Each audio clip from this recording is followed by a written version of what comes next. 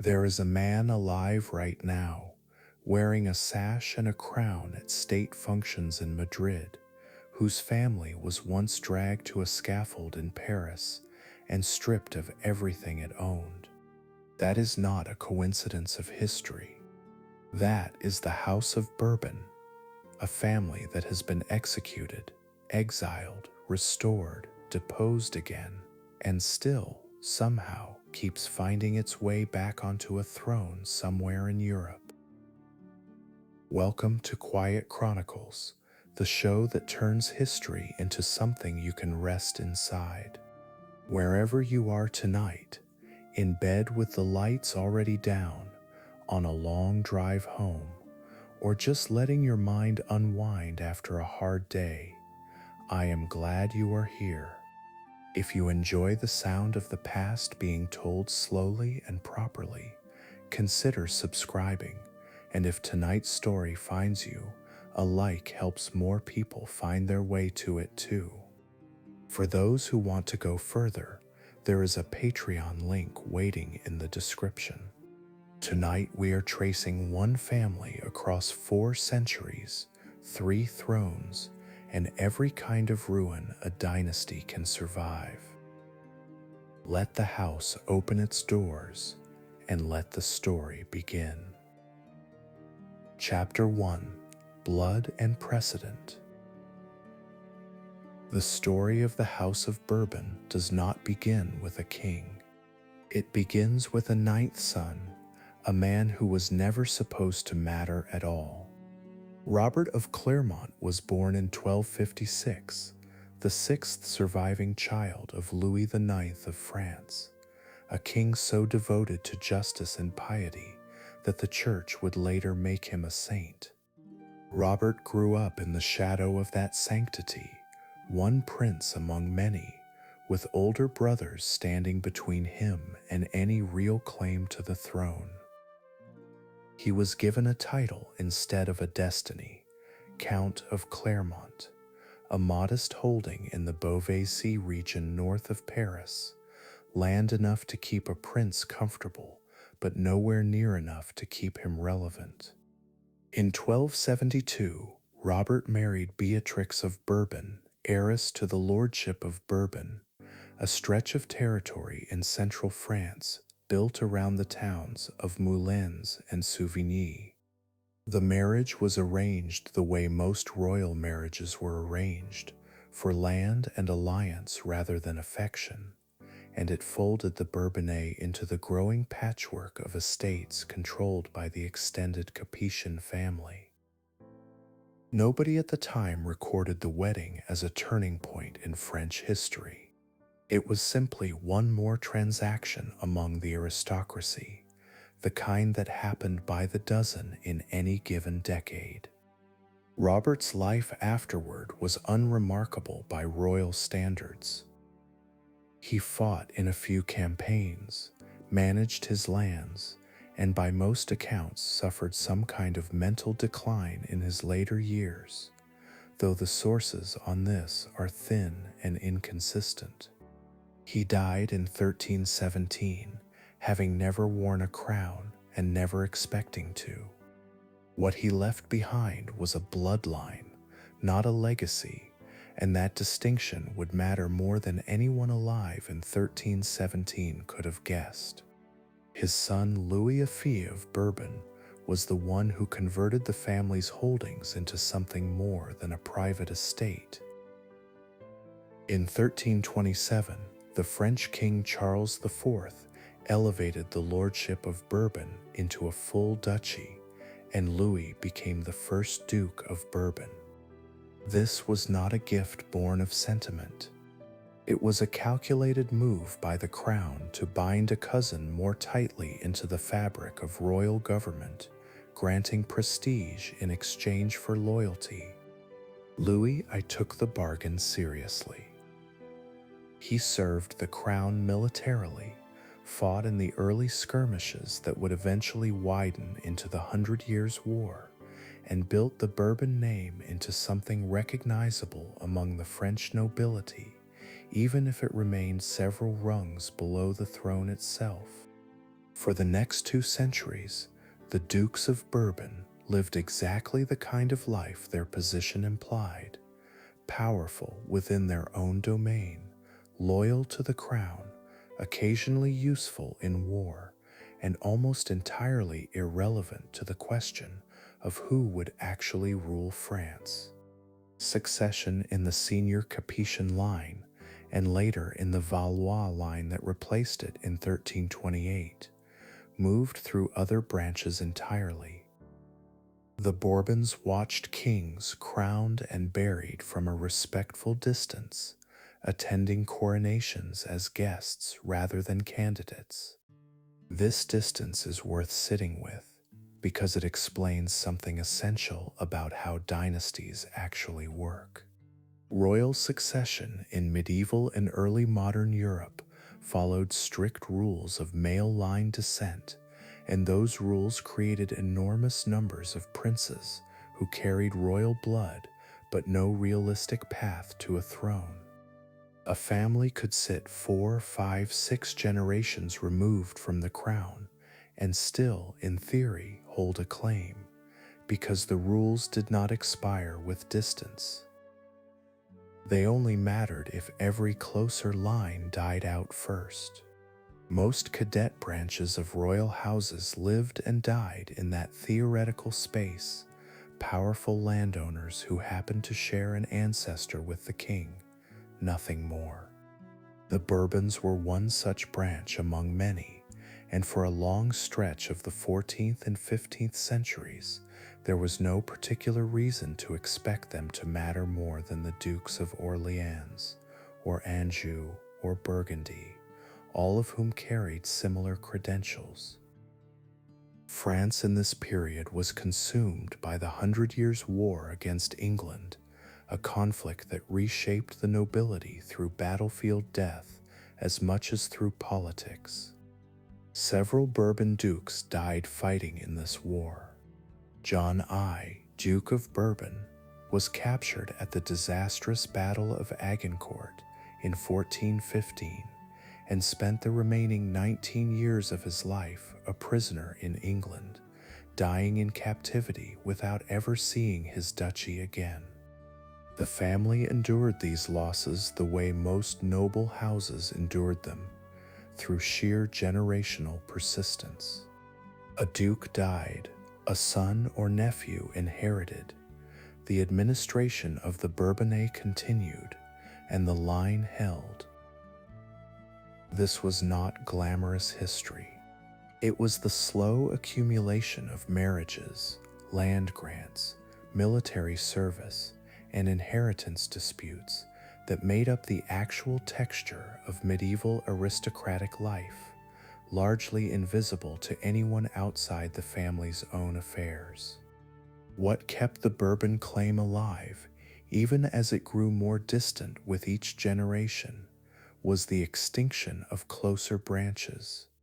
The senior Valois line, descended more directly from the Capetians than the Bourbons were, held the French throne from 1328 onward. But royal lines in this period were fragile things, vulnerable to childhood mortality, to war,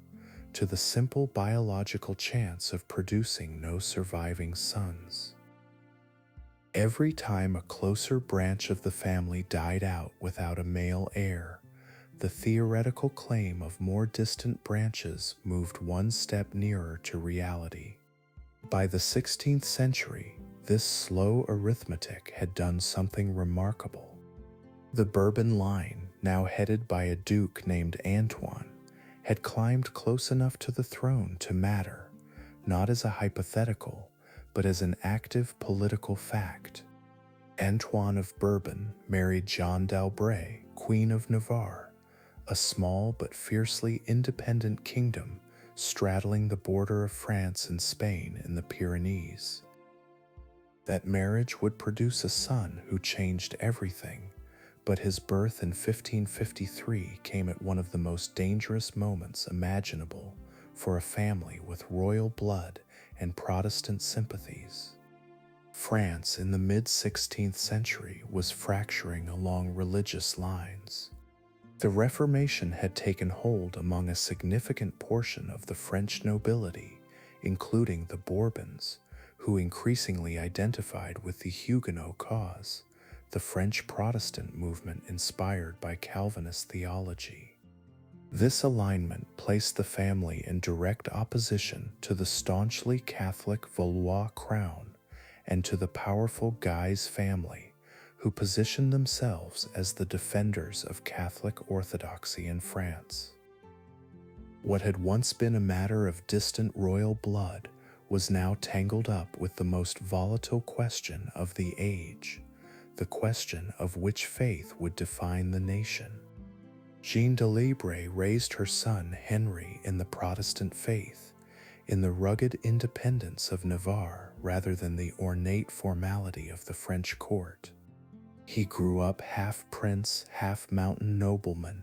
fluent in the practical politics of a small kingdom that had to survive by wit rather than by overwhelming force. Navarre had no army capable of matching France or Spain.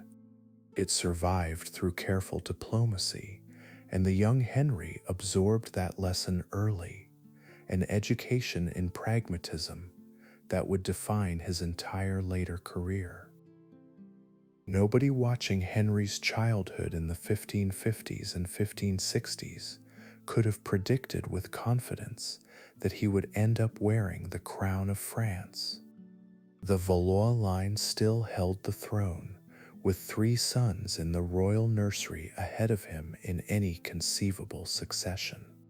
But the wars of religion that were about to consume France for the next 3 decades would kill off possibilities as ruthlessly as they killed off people, and the distance between a minor Bourbon prince and the throne of France was about to collapse far faster than anyone could have imagined.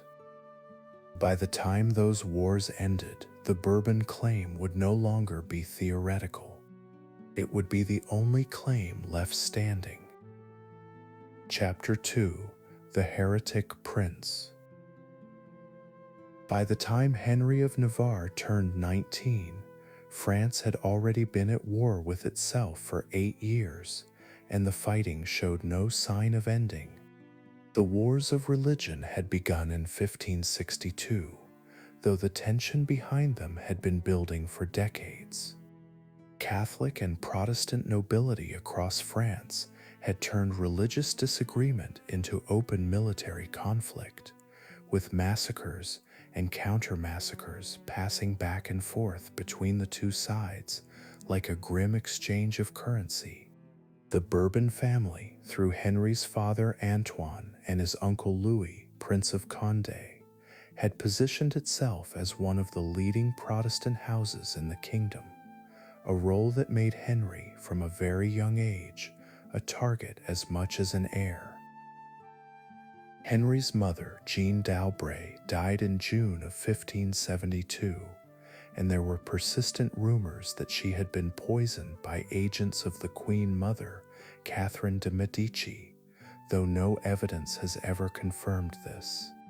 What is certain is that Jeanne's death placed Henry directly on the throne of Navarre at 18, and it happened at the worst possible moment, just 2 months before one of the deadliest events of the entire religious conflict. In August of 1572, Henry traveled to Paris for his own wedding, arranged as a gesture of reconciliation between the warring faiths. He was to marry Margaret of Valois, sister of the reigning French king Charles IX, a union meant to bind Protestant and Catholic France together through royal blood. Huguenot nobility flooded into Paris for the ceremony, trusting in the promise of peace that the wedding seemed to represent. 6 days later, that trust proved to be a fatal miscalculation. On the night of August 23rd into the morning of August 24th, the St. Bartholomew's Day massacre began. Catholic mobs and royal forces turned on the Huguenot nobles gathered in Paris, and the killings spread from the capital into the countryside over the following weeks. Estimates of the dead across France range widely, but most historians place the total somewhere between 5,000 and 30,000 Protestants killed in a matter of days and weeks. Admiral Gaspard de Coligny, the most prominent Huguenot leader in France, was among the first killed, thrown from a window and mutilated in the street below.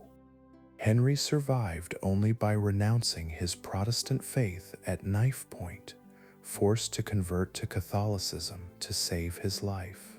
He spent the next several years effectively a prisoner at the French court,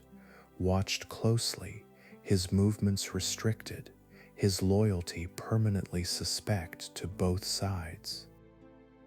The Huguenots he had once led viewed his forced conversion with understandable suspicion, while the Catholic court never fully trusted a conversion made under duress. It was, in every sense, the loneliest position available to a man of his rank. In February of 1576, Henry finally escaped the French court, riding for the Protestant stronghold of the south, and formally renouncing his forced Catholic conversion soon after. He returned to active leadership of the Huguenot cause, a role he would hold for the better part of 2 more decades, and he began to reveal the qualities that would eventually make him one of the most effective political and military minds of his era. He was not a zealot in either direction. He understood, with the clarity that only years of danger can teach a person, that France could not survive if the wars continued indefinitely, and that whoever eventually held the throne would need to find some way to govern a kingdom permanently split between 2 faiths. The path to that throne opened through a chain of deaths that Henry did nothing to cause but benefited from entirely. Charles IX died in 1574, succeeded by his brother Henry III, who had no surviving children. The next in line after Henry III was another brother, Francis, Duke of Anjou, and when Francis died in 1584 without an heir, the senior Valois line ran out of male descendants entirely. Under French succession law, known as Salic law, the crown could only pass through the male line, and it could reach back through any degree of cousinage to find a qualifying heir rather than pass to a daughter or through a female line. That search reached all the way back to the Bourbon family, and specifically to Henry of Navarre, who by 1584 stood as the closest legitimate male claimant to the French throne. A Protestant heretic prince, the man France's Catholic establishment had spent over a decade trying to contain, was suddenly next in line to rule the most powerful Catholic kingdom in Europe. The reaction from the Catholic League, a militant alliance led by the powerful Guise family, was immediate and absolute rejection. The League refused to accept a Protestant king under any circumstances, and it had the backing of Spain, whose King Philip II saw an opportunity to weaken France and expand Spanish Catholic influence by supporting an alternative claimant. What followed became known as the War of the Three Henrys, a 3-sided struggle between Henry III, the sitting king, Henry of Navarre, the legal heir, and Henry, Duke of Guise, the leader of the Catholic League who had ambitions of his own. The conflict twisted further in December of 1588, when King Henry III, tired of the Duke of Guise' growing power and increasingly convinced the Duke intended to seize the throne outright, had him assassinated at the royal chateau of Blois. The move backfired badly. It enraged the Catholic League and much of Catholic France, and it pushed Henry III into an uneasy alliance with the very man the League had spent years trying to keep off the throne, his cousin and rival, Henry of Navarre. The two Henrys combined their forces and began a joint siege of Paris in 1589, an alliance built entirely out of necessity rather than trust. That alliance ended abruptly in August of 1589 when a fanatical Dominican friar named Jacques Clément gained an audience with Henry III under false pretenses and stabbed him. The king died the following day. With his death, the senior Valois line of the French monarchy ended completely, and by the strict logic of Salic succession, the crown now belonged, without dispute in law, to Henry of Navarre. In practice, dispute was all there was. Much of Catholic France, and Paris above all, refused to recognize a Protestant as king. The Catholic League proclaimed a rival claimant, and Spain poured money and troops into keeping Henry off the throne he had legally inherited. Henry found himself in a strange and exhausting position, a king in title who controlled barely a fraction of his own kingdom, forced to fight for the crown that succession law had already given him. He spent the next 4 years doing exactly that,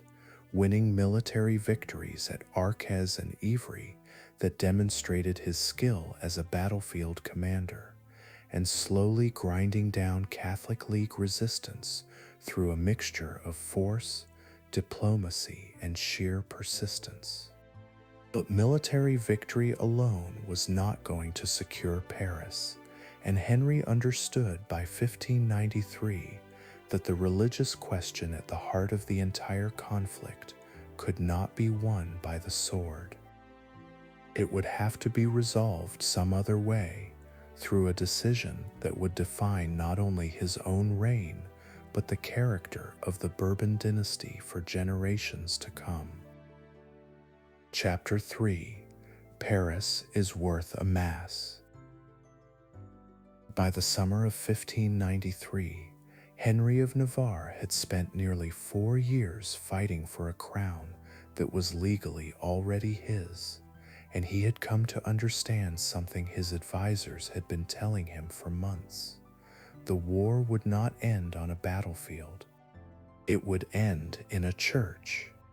On July 25, 1593, Henry formally abjured Protestantism for the second time in his life and converted to Catholicism at the Basilica of Saint Denis, just outside Paris.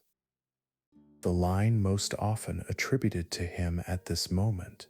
that Paris was worth a mass, may well be a later invention, tidied up by historians and pamphleteers who wanted a clean phrase for a messy decision. But whether or not Henry said those exact words, they capture the calculation precisely. He had spent his life navigating between two faiths out of necessity rather than conviction, and this final conversion was less a spiritual transformation than a political settlement, the last piece required to make his legal claim to the throne into an actual functioning reign. The conversion did what 4 years of warfare had failed to do. Catholic resistance in Paris, already exhausted by siege and famine, began to collapse.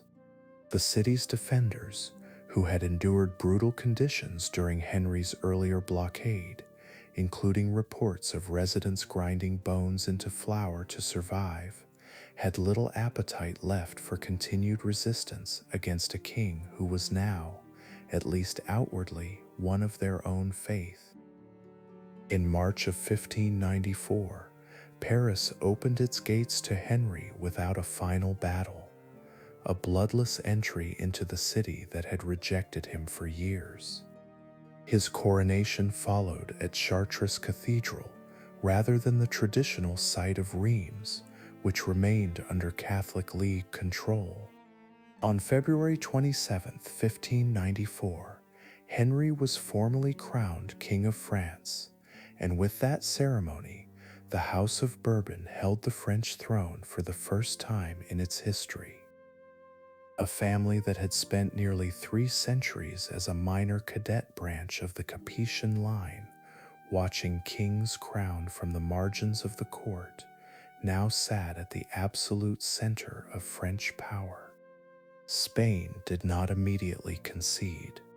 Philip II continued to fund Catholic League resistance and even pressed his own claim to the French throne through his daughter Isabella,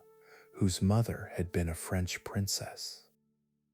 But Henry's conversion had drained the League of its most powerful argument, and one by one the remaining League strongholds negotiated terms and submitted to the new king.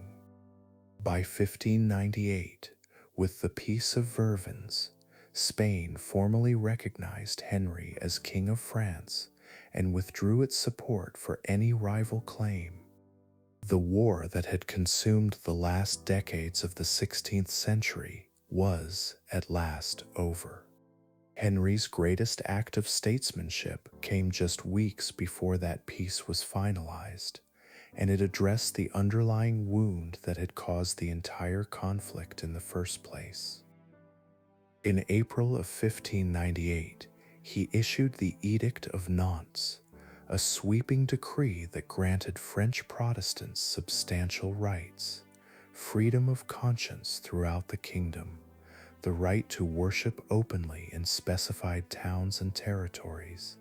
access to public office and education on the same terms as Catholics, and control of a number of fortified towns as a guarantee of their security. It was not full religious equality by modern standards, and Catholicism remained the official state religion, but it was a genuinely remarkable document for its era, one of the first attempts anywhere in Europe to formally institutionalize religious coexistence rather than enforce uniformity through violence. The edict reflected Henry's own strange path through both faiths. He understood, in a way that purely Catholic or purely Protestant rulers often did not, that neither side could be fully suppressed without perpetual war, and that a kingdom exhausted by decades of religious slaughter needed a framework for coexistence more than it needed a final theological victory. The Edict of Nantes would not last forever, but for the better part of a century it kept France from returning to the kind of sectarian violence that had defined Henry's own youth. With peace secured abroad and religious conflict contained at home, Henry turned to the practical work of rebuilding a kingdom that decades of war had left in ruins. Roads had deteriorated, agriculture had been disrupted across huge stretches of the countryside, and the royal treasury was in a state that can only be described as catastrophic. For this task, Henry relied heavily on Maximilian de Béthune, better known by his later title, the Duke of Sully, a Huguenot nobleman who had fought alongside Henry through the religious wars and now became his chief minister. Sully approached the treasury with a rigor that bordered on ruthlessness. He renegotiated the kingdom's debts, cracked down on the corruption and tax farming that had bled royal revenue for decades, and imposed a level of fiscal discipline that France had not seen in generations.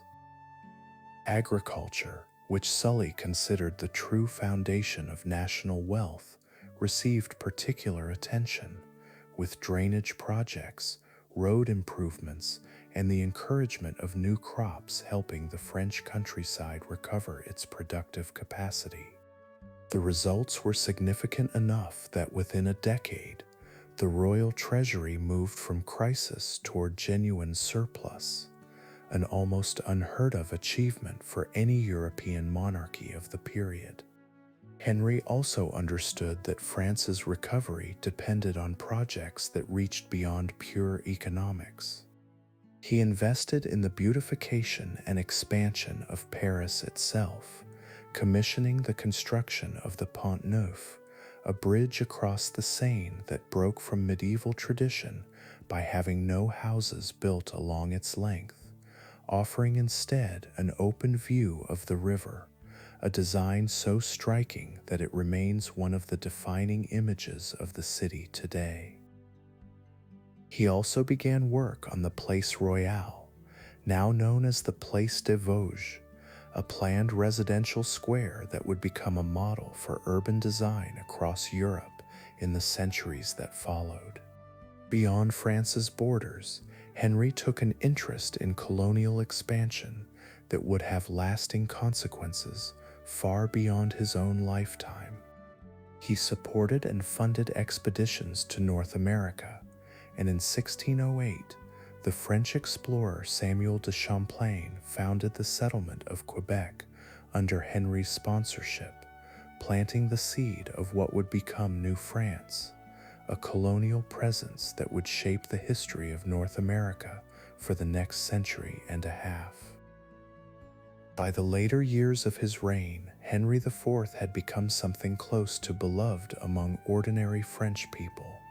a reputation built partly on genuine policy and partly on his own carefully cultivated image as a plain-spoken, approachable king, willing to be seen among his subjects rather than remaining sealed away in ceremonial distance. He was, by the standards of European monarchy, unusually accessible, and stories circulated of him joking with commoners and taking a personal interest in the daily welfare of the peasantry, whether or not every such story was strictly true. His personal life remained considerably less tidy than his public reputation suggested. His marriage to Margaret of Valois, arranged in the shadow of the Saint Force. Bartholomew's Day massacre so many years before had long since become a political fiction with no real affection behind it, and the marriage was formally annulled in 1599. Henry then married Marie de' Medici, a union arranged largely to secure a substantial dowry that helped ease the kingdom's continuing financial pressures. Their son, born in 1601 and named Louis, gave the Bourbon dynasty something it had never possessed before, a clear, undisputed heir born directly into the role, rather than a distant cousin who had arrived at the crown through the collapse of other branches. Henry's court and his own private conduct remained notorious for infidelity throughout his reign, with a long succession of mistresses and, by some counts, a number of illegitimate children acknowledged alongside his legitimate family. This was not unusual by the standards of European royalty, but Henry's romantic reputation was extensive enough that it became a defining part of how contemporaries understood him, the plain-spoken king whose personal appetites were as visible as his political skill. By 1610, Henry IV had reigned for 16 years, transformed from a hunted Protestant claimant into the founder of a stable and increasingly prosperous Bourbon monarchy. France was at peace, its treasury was recovering, its capital was being reshaped by ambitious new construction, and for the first time in living memory, a French king appeared to be dying of old age rather than war or assassination. That appearance would prove to be tragically premature. Chapter 4: A King Undone. By the spring of 1610, Henry IV was 56 years old, a survivor by any measure, a man who had outlived assassination attempts, religious wars, and the collapse of two rival kingdoms that had once tried to keep him from his own throne. He had reason to believe his greatest dangers were behind him. Europe, however, was drifting once again toward conflict, and Henry found himself preparing for a war that would never actually begin under his command. The immediate cause was a succession dispute in the small German territories of Uli Claves, a dynastic quarrel that on its surface had little to do with France. But Henry saw in it an opportunity to check the growing power of the Habsburg family, whose branches ruled both Spain and the Holy Roman Empire, and whose influence Henry had spent his entire reign trying to contain. He began mobilizing French forces in early 1610, intending to intervene on behalf of Protestant claimants against Habsburg-backed rivals, a move that risked reigniting the kind of continent-wide religious conflict France had only recently escaped. Preparations for this campaign consumed the early months of 1610, and alongside them came a ceremony Henry had delayed for years, the formal coronation of his wife, Marie de' Medici, as Queen of France. The coronation took place on May 13th at the Basilica of Saint Denis,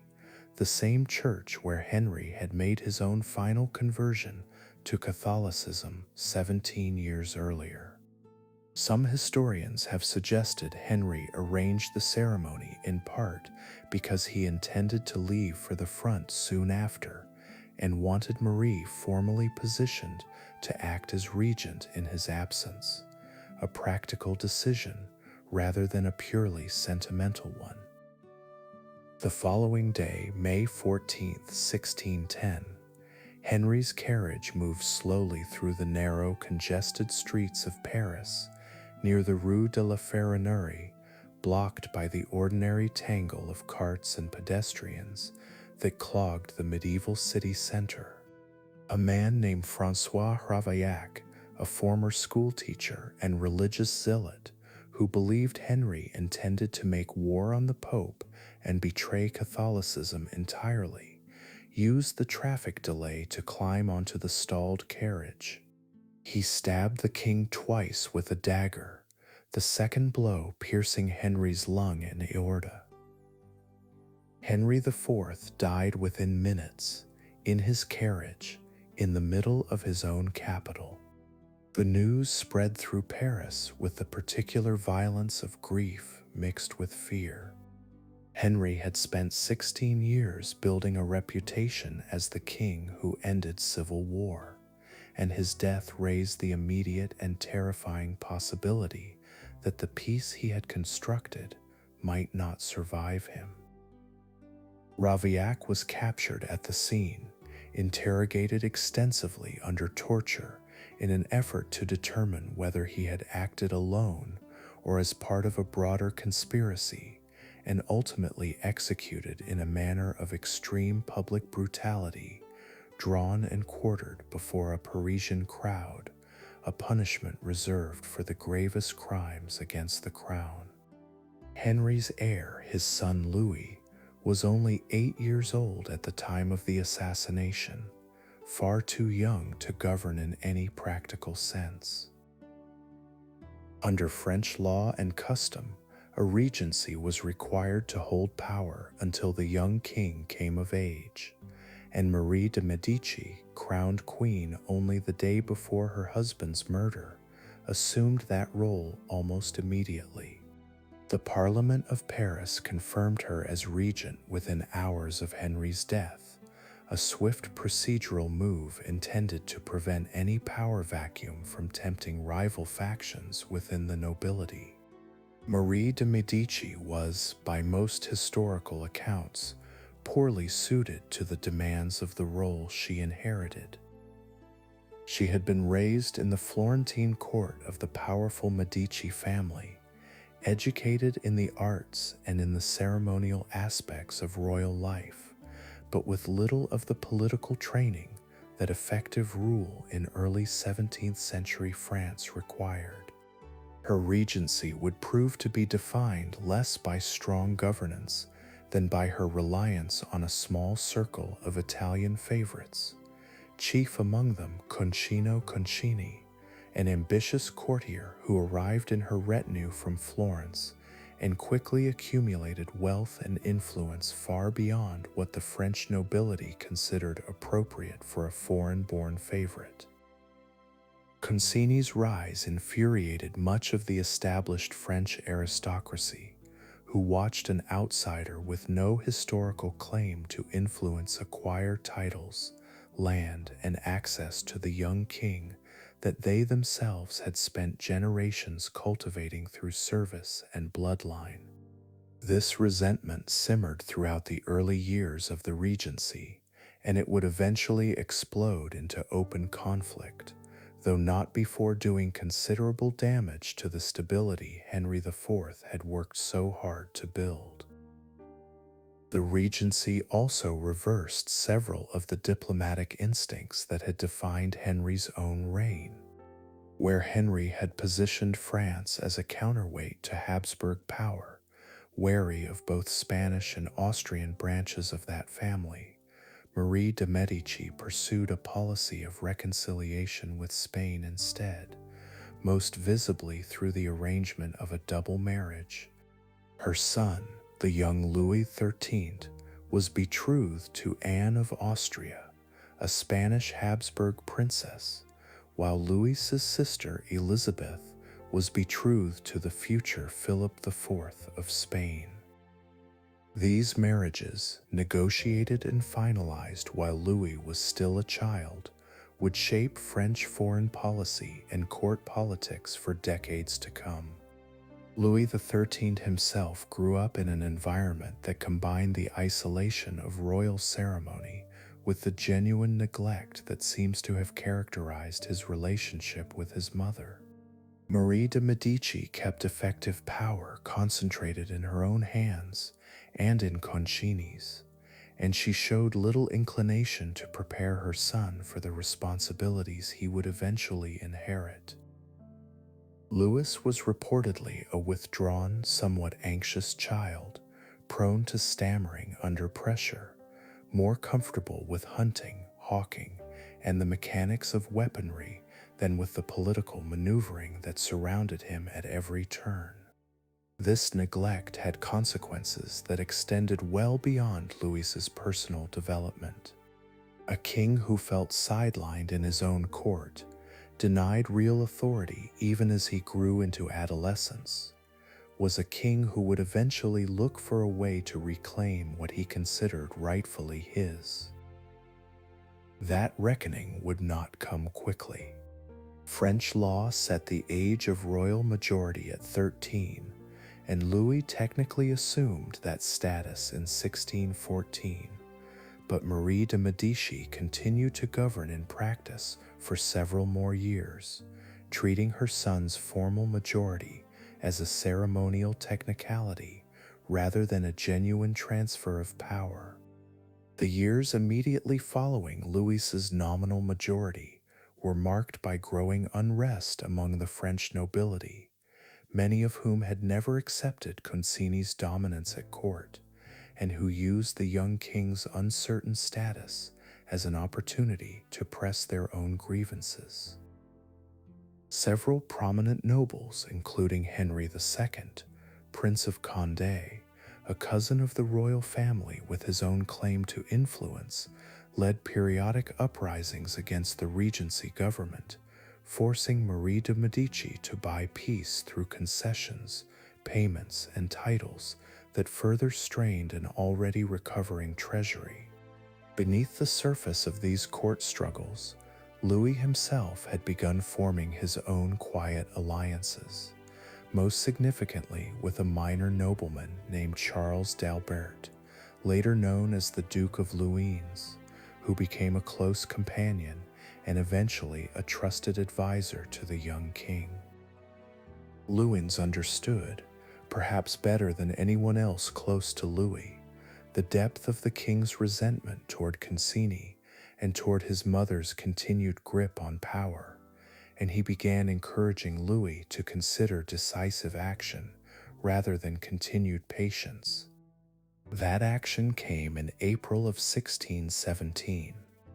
With Louis's encouragement and the cooperation of a small group of loyal guards,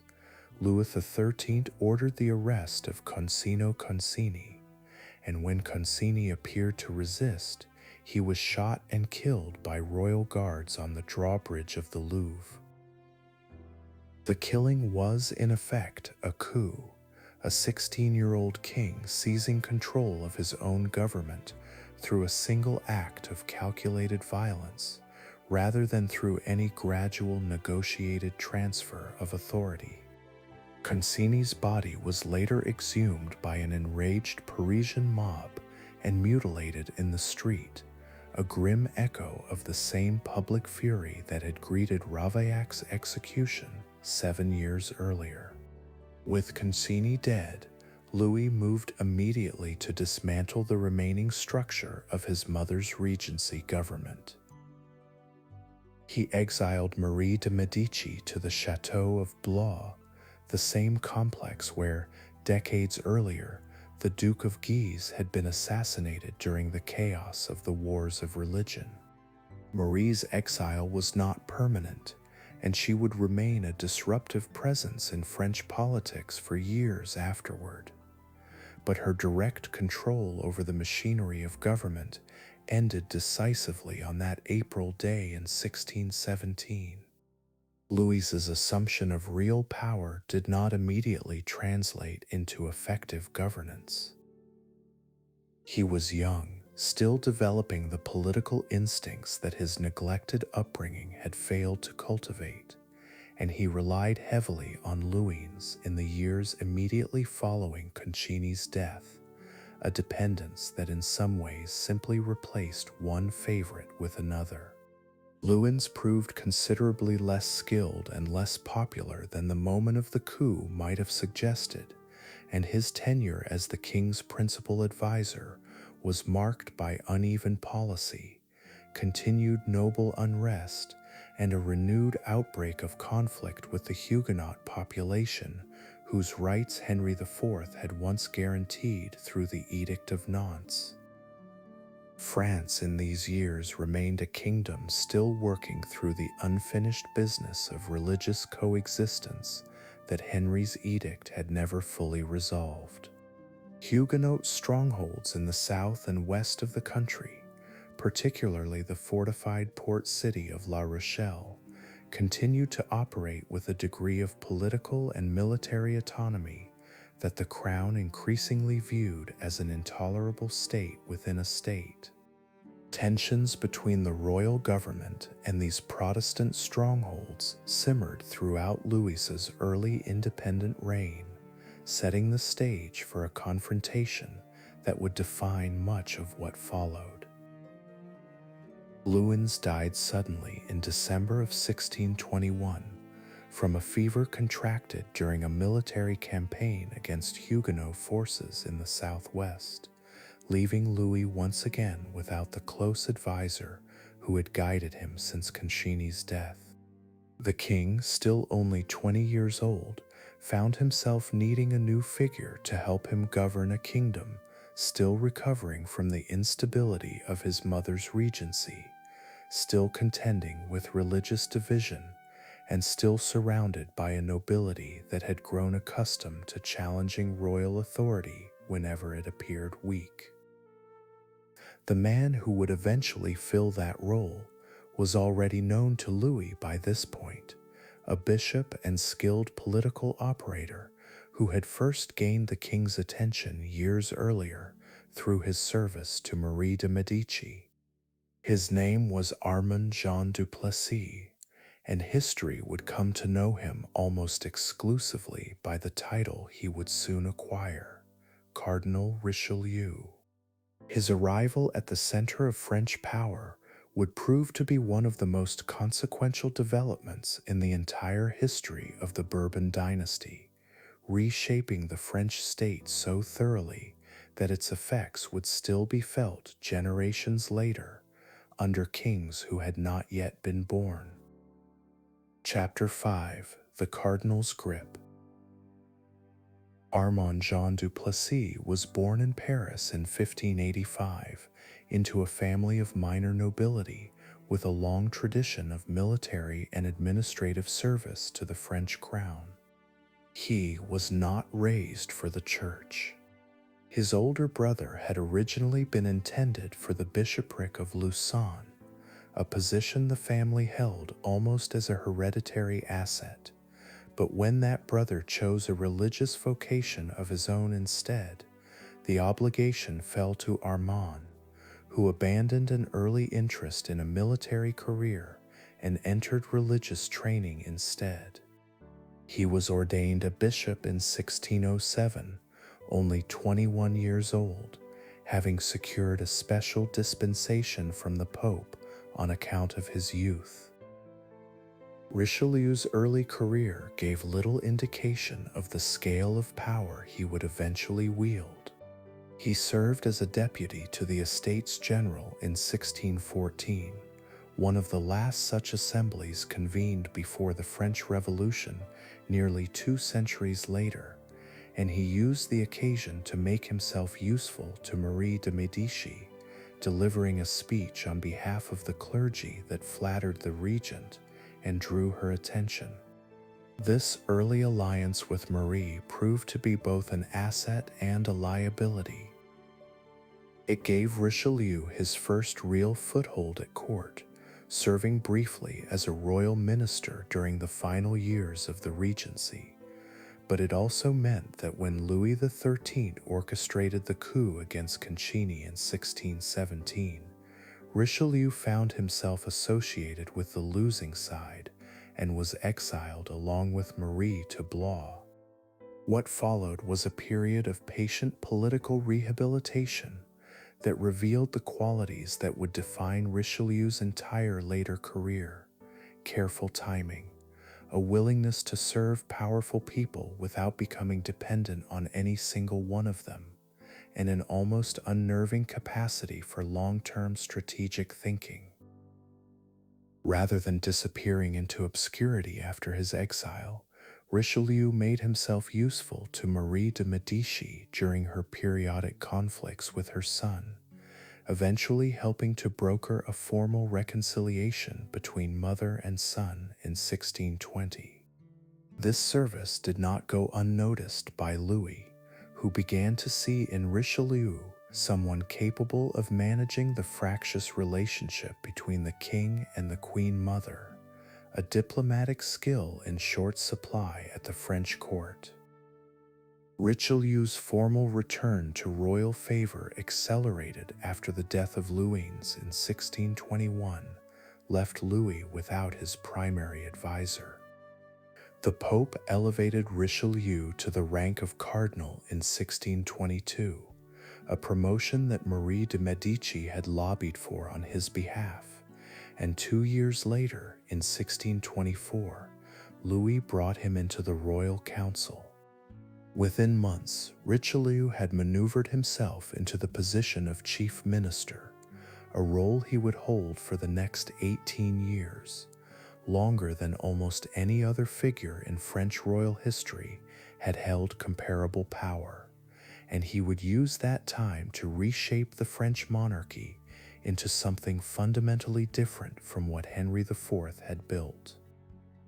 Richelieu's guiding principle, repeated in various forms throughout his later writings, was the primacy of the state above all competing loyalties, including religious loyalty and the traditional privileges of the nobility. He viewed the fractured semi-autonomous power structures that had survived from medieval France, the fortified Huguenot towns, the independent-minded regional nobility, the entrenched local parliaments, as obstacles to a coherent national government capable of competing with the great powers surrounding France. His entire tenure as chief minister can be understood as a sustained campaign to dismantle those obstacles one at a time, methodically and often ruthlessly. The most immediate target was La Rochelle, the fortified Huguenot port city on France's Atlantic coast that had functioned for decades as something close to an independent Protestant republic within the borders of a Catholic kingdom. Richelieu viewed La Rochelle's autonomy and its ongoing military alliance with England as an intolerable threat to royal authority, and in 1627 royal forces began a siege of the city that would become one of the defining military campaigns of Louis XIII's reign. The siege dragged on for 14 brutal months, with Richelieu himself directing much of the strategy, including the construction of a massive seawall designed to cut the city off from resupply by English ships. The suffering inside La Rochelle during those 14 months was severe. Contemporary accounts describe a population reduced by starvation from roughly 25,000 residents to fewer than 5,000 by the time the city finally surrendered in October of 1628, the survivors having exhausted every possible source of food, including, according to some reports, boiled leather and rodents. When the city capitulated, Richelieu proved more interested in breaking its political and military independence than in extracting vengeance for the resistance it had shown. La Rochelle's fortifications were dismantled and its special privileges revoked, but the religious toleration guaranteed by Henry IV's Edict of Nantes was formally reaffirmed the following year through the Peace of Alais, which stripped Huguenots of their military strongholds and political autonomy while preserving their basic right to worship. This distinction mattered enormously to Richelieu's broader project. He was not, at his core, driven by religious conviction in the way many of his contemporaries assumed a cardinal must be. He was a servant of the French state first, and he was willing to ally with Protestant powers abroad, including eventually the Protestant states of Germany and Sweden during the 30 Years' War, if doing so served French strategic interests against the Catholic Habsburg powers that surrounded France on multiple borders.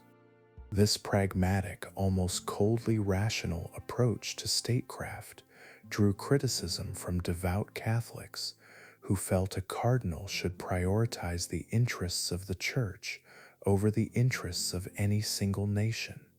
But Richelieu remained largely unmoved by such objections throughout his career. Alongside his campaign against Huguenot military independence, Richelieu pursued an equally determined effort to curb the power of the French nobility, particularly the ancient right of certain noble families to settle disputes through private duels, a practice Richelieu viewed as both a waste of valuable martial talent and a direct affront to royal authority over matters of life and death within the kingdom. He pushed through edicts banning dueling and, in a demonstration meant to make clear he intended to enforce them regardless of rank, had a nobleman named François de Montmorency Bouteville executed in 1627 for violating the ban, despite Bouteville's high birth and the pleas of powerful courtiers on his behalf. Richelieu also worked to dismantle the fortified castles that dotted the French countryside, structures that had once served legitimate defensive purposes, but that, in an age of increasing royal centralization, functioned mainly as potential bases for noble rebellion against the crown. Hundreds of such fortifications were demolished during his tenure, a physical, visible demonstration that the old feudal structure of semi-independent regional power was being systematically replaced by a state whose authority radiated outward from the king and his ministers in Paris. To manage this new centralized state, Richelieu developed and expanded a system of royal officials known as intendants, administrators sent out from Paris into the provinces to oversee taxation, justice, and local administration on behalf of the crown, bypassing the traditional regional nobility and the hereditary local officials who had long controlled these functions. The intendant system represented one of Richelieu's most durable innovations, a template for centralized bureaucratic government that would remain a defining feature of French administration for generations after his death, shaping the machinery of the state long after the religious and noble conflicts that had prompted its creation were forgotten. Richelieu's relationship with Louis XIII throughout these years was complex and, by most historical accounts, never especially warm on a personal level. Louis remained a reserved, often melancholic figure, prone to poor health and periodic bouts of what contemporaries described as a kind of religious anxiety about his own moral failings. But whatever the emotional distance between the two men, Louis consistently backed Richelieu's policies against the fierce opposition they generated among the nobility, including opposition from within his own family.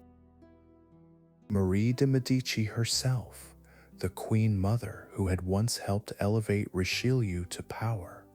turned against him as his influence grew, viewing him as a rival for control over her son rather than a loyal servant of the crown. This growing rift between Richelieu and Marie de' Medici came to a head in November of 1630, on a day that has come to be known in French history as the Day of the Dupes. Marie de' Medici, believing she had finally convinced her son to dismiss Richelieu, confronted Louis and extracted what she took to be a firm commitment to remove the cardinal from power. Court observers who witnessed the exchange were convinced Richelieu's long dominance had finally come to an end, and several nobles who had opposed the cardinal began openly celebrating what they assumed was his imminent fall. Louis, however, reversed course within a single day, summoning Richelieu privately and reaffirming his complete confidence in him, an abrupt reversal that stunned the court and devastated Marie de' Medici's faction. The Queen Mother, having overplayed her hand so publicly, found herself politically finished. She was eventually forced into permanent exile, spending her final years wandering various European courts in increasing poverty and irrelevance before dying in Cologne in 1642, estranged from the son whose regency she had once controlled so completely. The Day of the Dupes marked a turning point after which Richelieu's authority within France went essentially unchallenged for the remainder of his life. He used this consolidated power to draw France more directly into the 30 Years' War, the vast, devastating conflict that had been consuming Central Europe since 1618, fought nominally along religious lines, but increasingly by the 1630s, functioning as a broader struggle for power between the Habsburg dynasty, ruling both Spain and the Holy Roman Empire, and the various states, Catholic and Protestant alike, that feared Habsburg dominance of the continent. France formally entered the war in 1635, allying with Protestant Sweden and various German Protestant states against the Catholic Habsburgs, a decision that confirmed Richelieu's willingness to subordinate religious solidarity to strategic necessity. The war placed enormous strain on French finances, requiring tax increases that fell heavily on the peasantry and sparked periodic revolts in the provinces throughout the 1630s, uprisings that royal forces suppressed with the same methodical determination Richelieu had applied to Huguenot autonomy and noble privilege alike. Richelieu's health, never robust, began a steady decline through the early 1640s, worsened by the relentless pace of the administrative and military demands he had placed upon himself for nearly 2 decades. He continued working almost until the end, managing the machinery of French government from his sickbed in his final months, still directing the war effort and the ongoing suppression of noble conspiracies against his rule, several of which had emerged even in these final years, evidence of how much resentment his centralizing policies had generated among a nobility that had never fully reconciled itself to the loss of its traditional independence. Cardinal Richelieu died on December 4th, 1642, at the Palais Royal in Paris, the residence he had built for himself at the height of his power. Louis XIII outlived him by only a few months, dying on May 14, 1643, of complications from a chronic intestinal illness that had plagued him for years, on the 23rd anniversary, curiously enough, of his own father's assassination in the streets of Paris. The France that Louis XIII and Richelieu left behind bore little resemblance to the fractured, semi-feudal kingdom Henry IV had first united at the end of the 16th century. Huguenot military independence had been broken,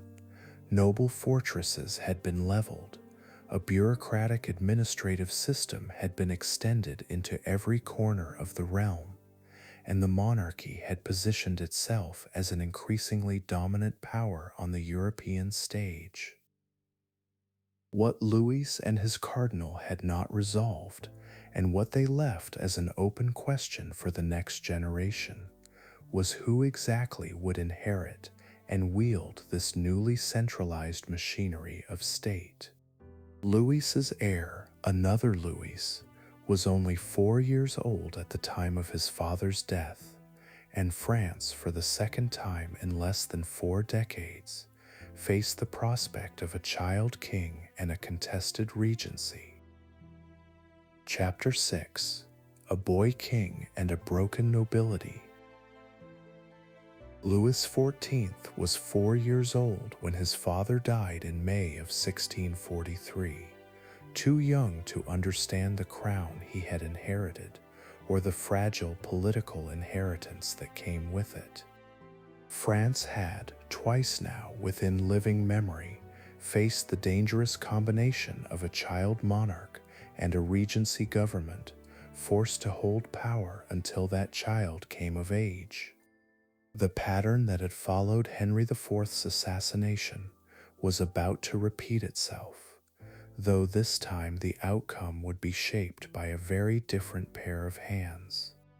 The regency fell to Louis's mother, Anne of Austria, the Spanish Habsburg princess who had been married to Louis XIII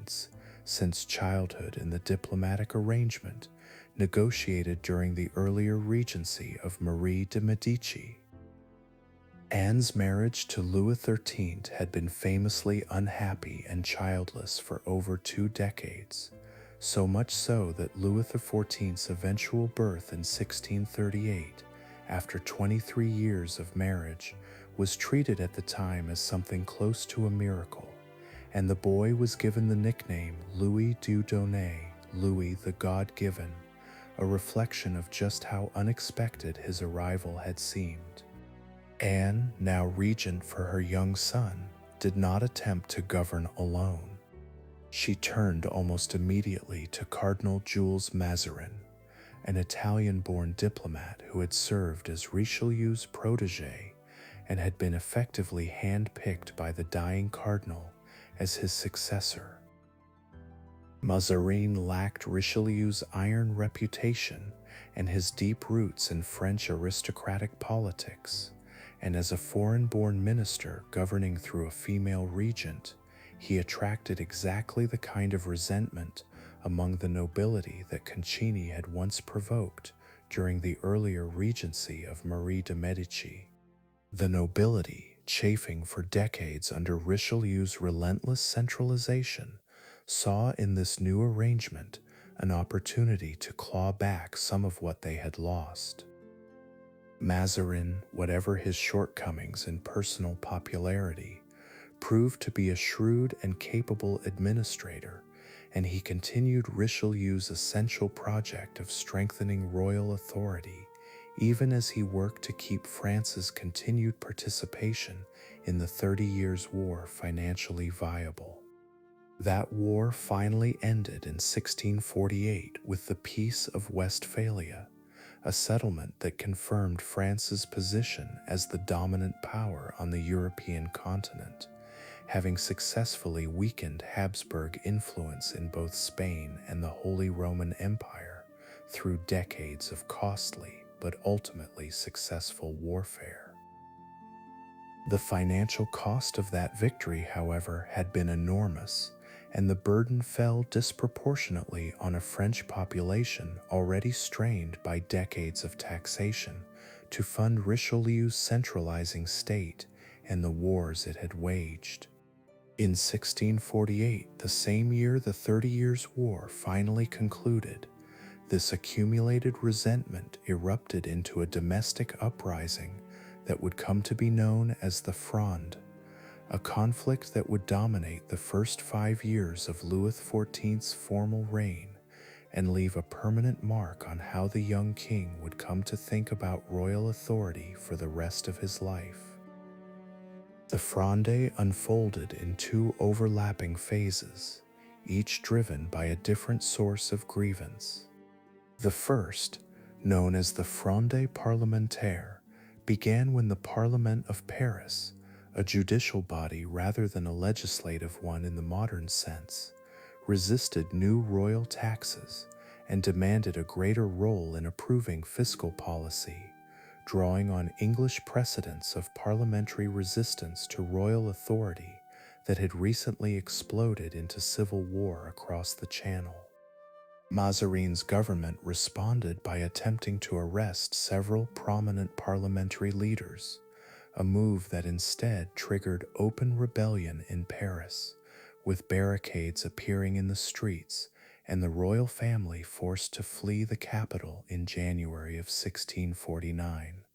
a humiliating retreat that Louis XIV, only 10 years old at the time, would never fully forget. The second and more dangerous phase, the Fronde des Princes, involved members of the high nobility itself, including figures with royal blood who saw in the regency's weakness an opportunity to challenge Mazarin's government more directly. Louis II de Bourbon, Prince of Condé, one of the most celebrated military commanders of the era, and himself a member of a cadet branch of the royal family,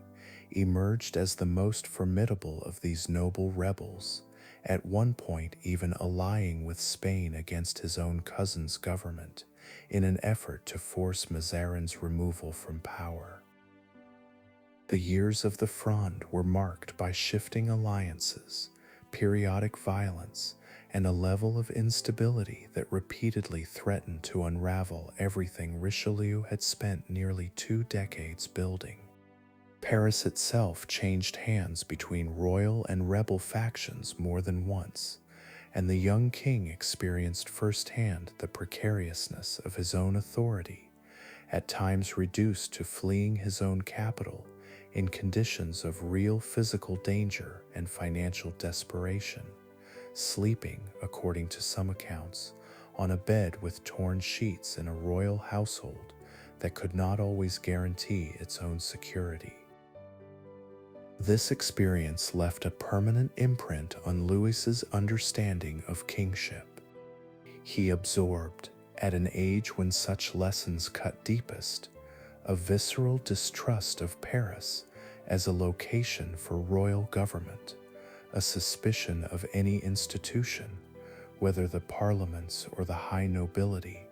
that might claim the right to check royal authority,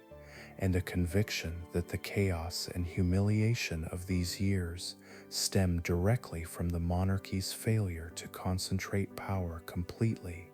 and unambiguously in the hands of the king himself.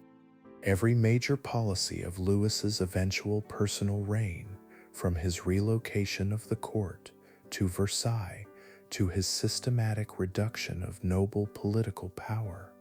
traces its roots back to what he witnessed and endured during the Fronde. Mazarin, despite the chaos of these years, ultimately proved more durable than his noble opponents. He was forced into temporary exile from France on more than one occasion as the political winds shifted against him, but he maintained close correspondence with Anne of Austria throughout these absences, continuing to direct policy from abroad, and he returned each time as the rebel coalition, lacking the unified purpose and resources of the crown, gradually fractured under the weight of its own internal rivalries. By 1653, the Fronde had effectively ended, with Condé eventually reconciling with the crown, though only after years of continued conflict, including a period fighting for Spain against France itself. The resolution of the Fronde left the French nobility more thoroughly humbled than even Richelieu had managed to achieve through his earlier campaigns against fortresses and dueling. The rebellion had shown that noble resistance to the crown,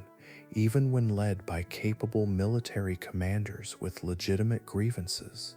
could not ultimately overcome a monarchy willing to wait out its opponents and exploit their divisions. This lesson would inform the entire structure of Louis XIV's later court, built explicitly around the principle that the nobility's ambitions should be channeled into ceremonial competition for royal favor rather than left free to organize independent political or military power in the provinces. Mazarin spent the years following the Fronde consolidating peace, both domestically and internationally, most notably negotiating an end to the long-running war with Spain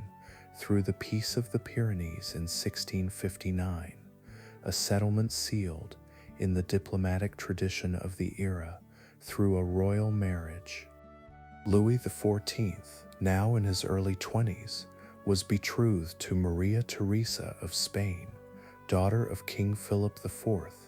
a match that formally ended hostilities between the two great Bourbon and Habsburg powers, while also, through a complicated and deliberately ambiguous renunciation of Maria Theresa's own claim to the Spanish throne, planting a diplomatic question that would resurface decades later with enormous consequence for the Bourbon dynasty's future. Throughout these years of regency and rebellion, Louis's own education proceeded in ways that later commentators have often characterized as surprisingly incomplete for a reigning monarch, with more attention paid to horsemanship, military exercises, and the ceremonial aspects of kingship than to the kind of rigorous academic instruction that might be expected for a future ruler of France's stature. What Louis lacked in formal scholarship, however, he appeared to compensate for with careful observation of the court around him, watching how Mazarin managed competing factions, how favor and disfavor could be dispensed to control ambitious nobles, and how the appearance of royal authority could be as important as its substance in maintaining order. Mazarin, for his part, seems to have taken a genuine personal interest in preparing Louis for eventual independent rule, gradually including the young king in council meetings and diplomatic discussions during the final years of his ministry, a deliberate apprenticeship that stood in contrast to the more distant, neglectful relationship Louis XIII had experienced with his own mother during an earlier regency. This mentorship would prove significant because, unlike his father, Louis XIV would not spend his adult reign governing through a powerful chief minister at all, a decision that emerged directly from what happened in the weeks following Mazarin's eventual death. Cardinal Mazarin died on March 9th, 1661, having governed France in one capacity or another for nearly 2 decades, first as Richelieu's chosen successor, and then as the guiding hand behind Anne of Austria's regency and the early years of Louis's reign. The court, and much of the wider French nobility, assumed that Louis, now 22 years old, would appoint a new chief minister to continue the pattern that had defined French government since Richelieu first rose to prominence nearly 40 years earlier, a pattern in which an experienced cardinal or senior statesman managed the practical business of governing, while the king occupied a more ceremonial position above the daily machinery of state. Louis had other plans, ones he had apparently been forming quietly for some time without revealing them to the wider court.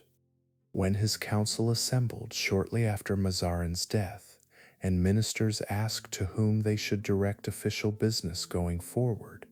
Louis reportedly informed them that he intended to be his own chief minister, that no further appointment to that position would be made,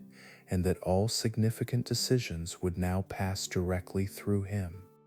It was a declaration that stunned a court accustomed to the idea that effective government required a powerful minister standing between the king and the daily grind of administration. This decision reflected everything Louis had absorbed during the turbulent years of his childhood and adolescence: the humiliation of the Fronde, the danger of powerful nobles and ambitious ministers who might claim authority that rightfully belonged to the crown alone, and the conviction that only a king who held every thread of government directly in his own hands could guarantee the kind of stability France had so often lacked across the previous decades of his family's rule. He did not intend to govern as a distant ceremonial figurehead, while others managed the actual business of the state.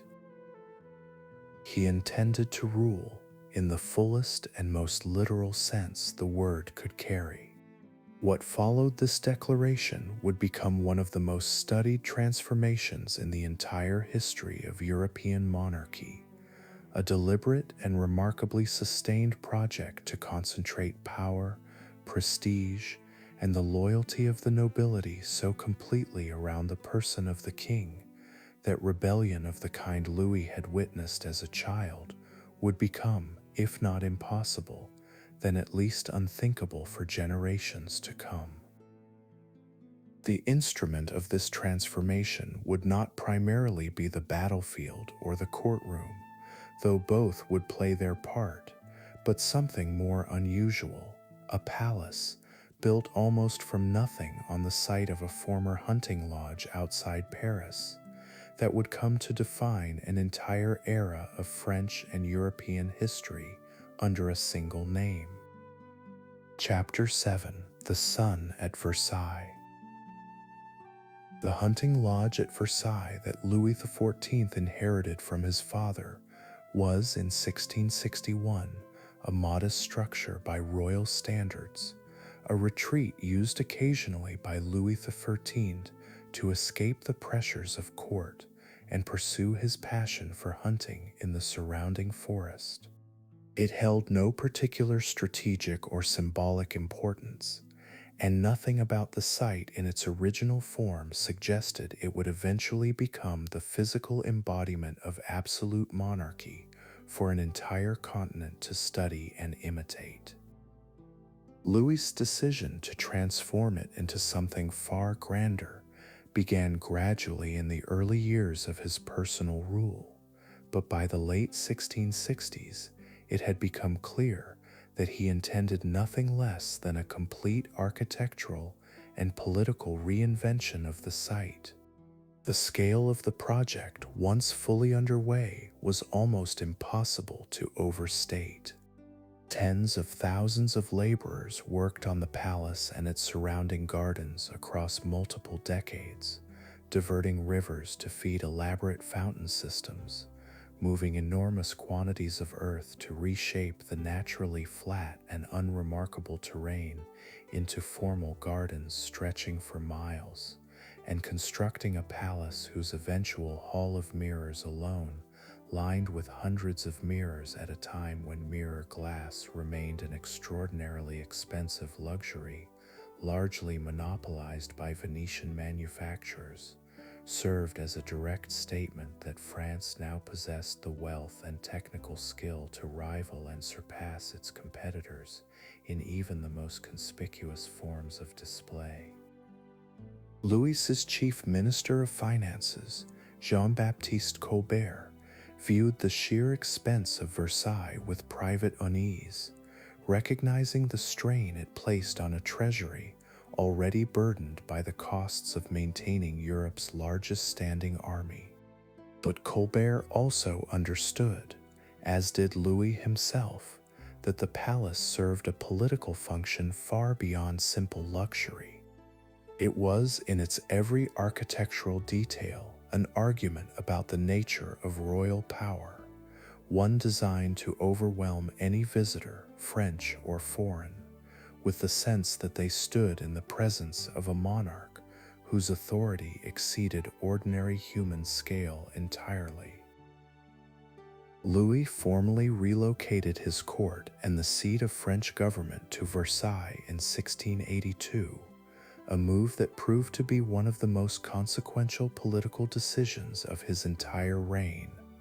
though its genius lay less in the palace's architecture than in the social machinery Louis built to operate inside it. He required the highest ranks of the French nobility, the very families whose ancestors had led or supported the rebellions of the Fronde, to spend significant portions of the year in residence at Versailles, participating in an elaborate daily ritual of ceremony surrounding the king's every movement, from his formal rising in the morning, known as the lever, to his equally formal retirement at night. This ritualized existence, which might appear to modern observers as empty ceremony, functioned as an extraordinarily effective mechanism of political control. Access to the king, the right to hand him his shirt during the morning ceremony, the privilege of holding a candle during his evening retirement,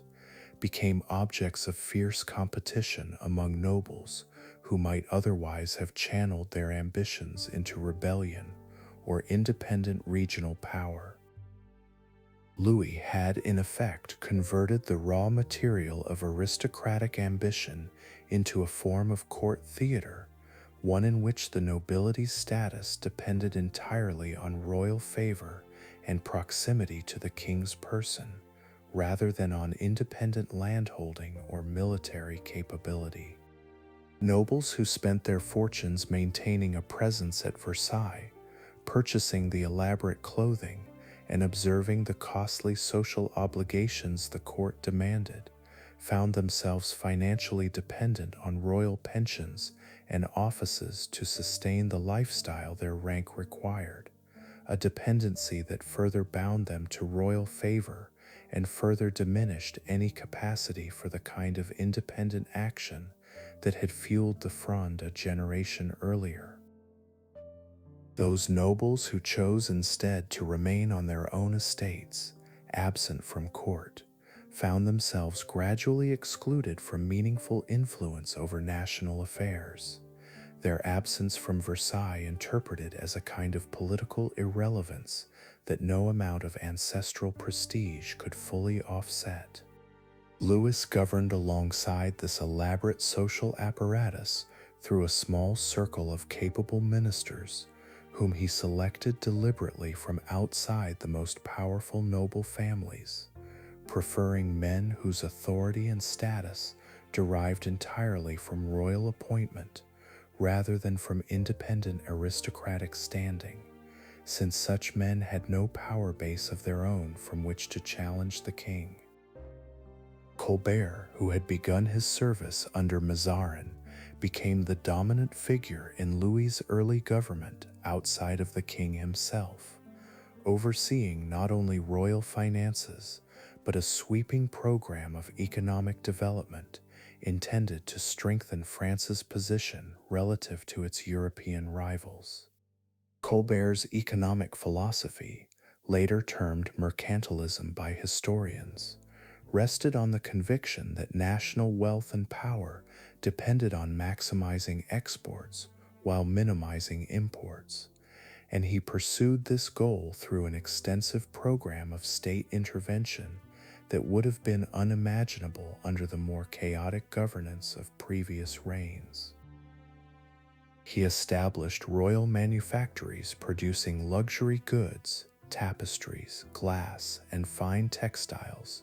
designed explicitly to reduce French dependence on foreign imports while creating products France could sell abroad. He standardized weights and measures, improved the kingdom's road and canal infrastructure, and built up the French navy from a relatively minor force into one capable of competing with the maritime powers of England and the Dutch Republic. Under Colbert's guidance, France also expanded its colonial ambitions considerably beyond the modest beginnings Henry IV had established in Quebec decades earlier. French colonial administration in North America grew more organized during this period. French trading posts and settlements expanded into the Caribbean and parts of India, and the broader infrastructure of French global commerce, chartered trading companies, naval protection, colonial administration,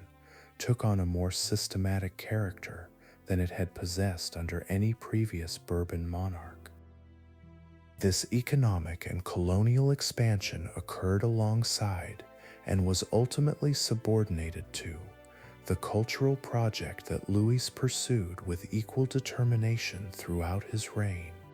He understood that French power in Europe depended not only on military and economic strength, but on cultural prestige, the ability to set the standards by which other courts across the continent measured taste, sophistication, and civilization itself. Versailles became the epicenter of this cultural ambition, hosting not only elaborate ceremony, but genuine artistic patronage on a scale that transformed France into the undisputed cultural capital of Europe for the remainder of the century and well beyond. Louis funded and personally attended to the careers of playwrights, composers, and painters whose work would come to define an entire era of European art and letters. Molière, the playwright whose comedies satirized the very court that supported him, enjoyed direct royal patronage, despite the occasionally biting social commentary embedded in his work, a tolerance that reflected Louis's genuine appreciation for artistic accomplishment, even when it brushed against the pretensions of his own court. Jean-Baptiste Lully, an Italian-born composer, became the dominant figure in French music during this period, developing distinctly French forms of opera and ballet that Louis himself, an accomplished dancer in his younger years, took considerable personal pleasure in performing. The French language itself became an instrument of this cultural dominance, increasingly adopted as the language of diplomacy and polite society across European courts that had previously conducted such business in Latin or in a variety of local vernaculars. The Académie Française, established decades earlier under Richelieu, continued its work of codifying and standardizing French grammar and vocabulary throughout Louis's reign, reinforcing the sense that French represented not merely a national language, but a civilizational standard against which other tongues might be measured. Louis's personal life during these years of cultural and political consolidation remained, in keeping with Bourbon family tradition, considerably less orderly than the formal ceremony of his court might suggest.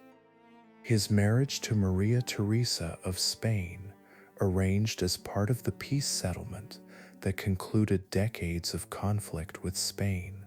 produced a legitimate heir, but little in the way of genuine intimacy,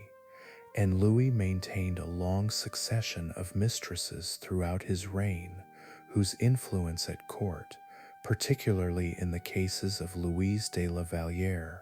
and later Madame de Montespan,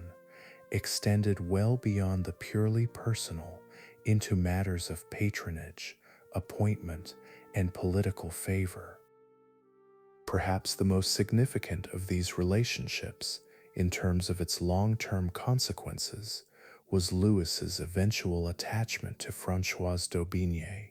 later known as Madame de Maintenon, who first entered royal service as governess to several of Louis's illegitimate children before gradually becoming one of the king's closest confidants. Following the death of Maria Theresa in 1683, Louis secretly married Maintenon, a morganatic union never formally acknowledged in public, and her growing religious conservatism in these later years would exercise considerable influence over the increasingly devout, austere character of Louis's court as he aged.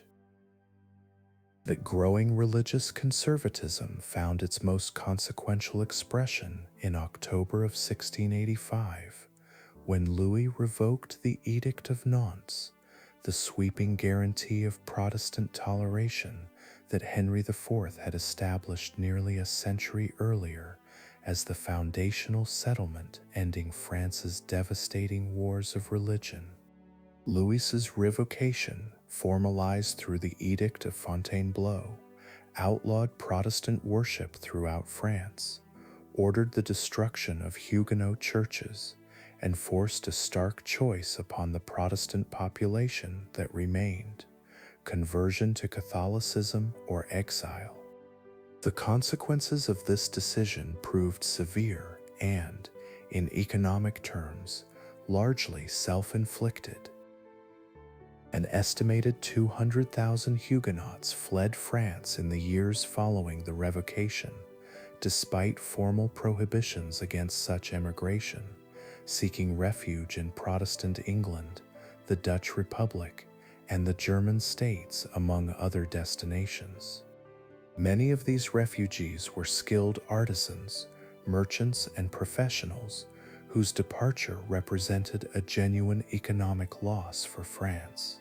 draining expertise and capital that Colbert's economic program had spent decades trying to cultivate,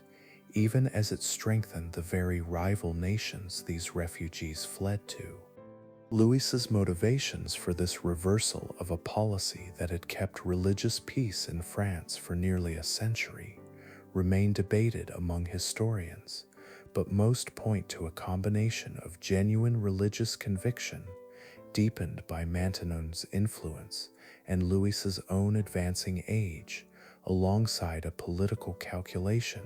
that religious uniformity would further consolidate royal authority by eliminating the last major population within France whose loyalty to the crown could be seen as conditional or divided. Whatever the precise balance of motives, the revocation stood as one of the few major decisions of Louis's long reign that even his admirers, both then and since, have struggled to defend as anything other than a costly and unnecessary act of intolerance. By the mid-1680s, Louis XIV stood at the peak of his personal and political authority, ruling a kingdom that had become, through Colbert's economic reforms, Versailles' cultural machinery, and decades of careful political engineering aimed at neutralizing noble independence, the most powerful and most closely watched monarchy in Europe. The phrase later attributed to him, that he himself was the state, may be as apocryphal as Henry IV's supposed remark about Paris being worth a mass. but it captured something genuinely true about the system Louis had built, a monarchy in which the ordinary boundaries between the person of the king and the machinery of government had been deliberately, almost completely dissolved. This concentration of power and prestige, however, carried with it enormous ongoing costs, both financial and diplomatic, and it inevitably provoked anxiety and resistance among the other great powers of Europe, who watched France's growing dominance with increasing alarm. Louis's later decades on the throne would be defined less by the cultural triumphs and administrative reforms of his early personal rule, and more by an almost unbroken succession of expensive, exhausting wars, conflicts that would test the very system of absolute royal authority Louis had spent his life constructing, and that would leave France by the time of his death considerably more strained than the glittering peak years at Versailles might have suggested was possible. Chapter 8: The Long Wars.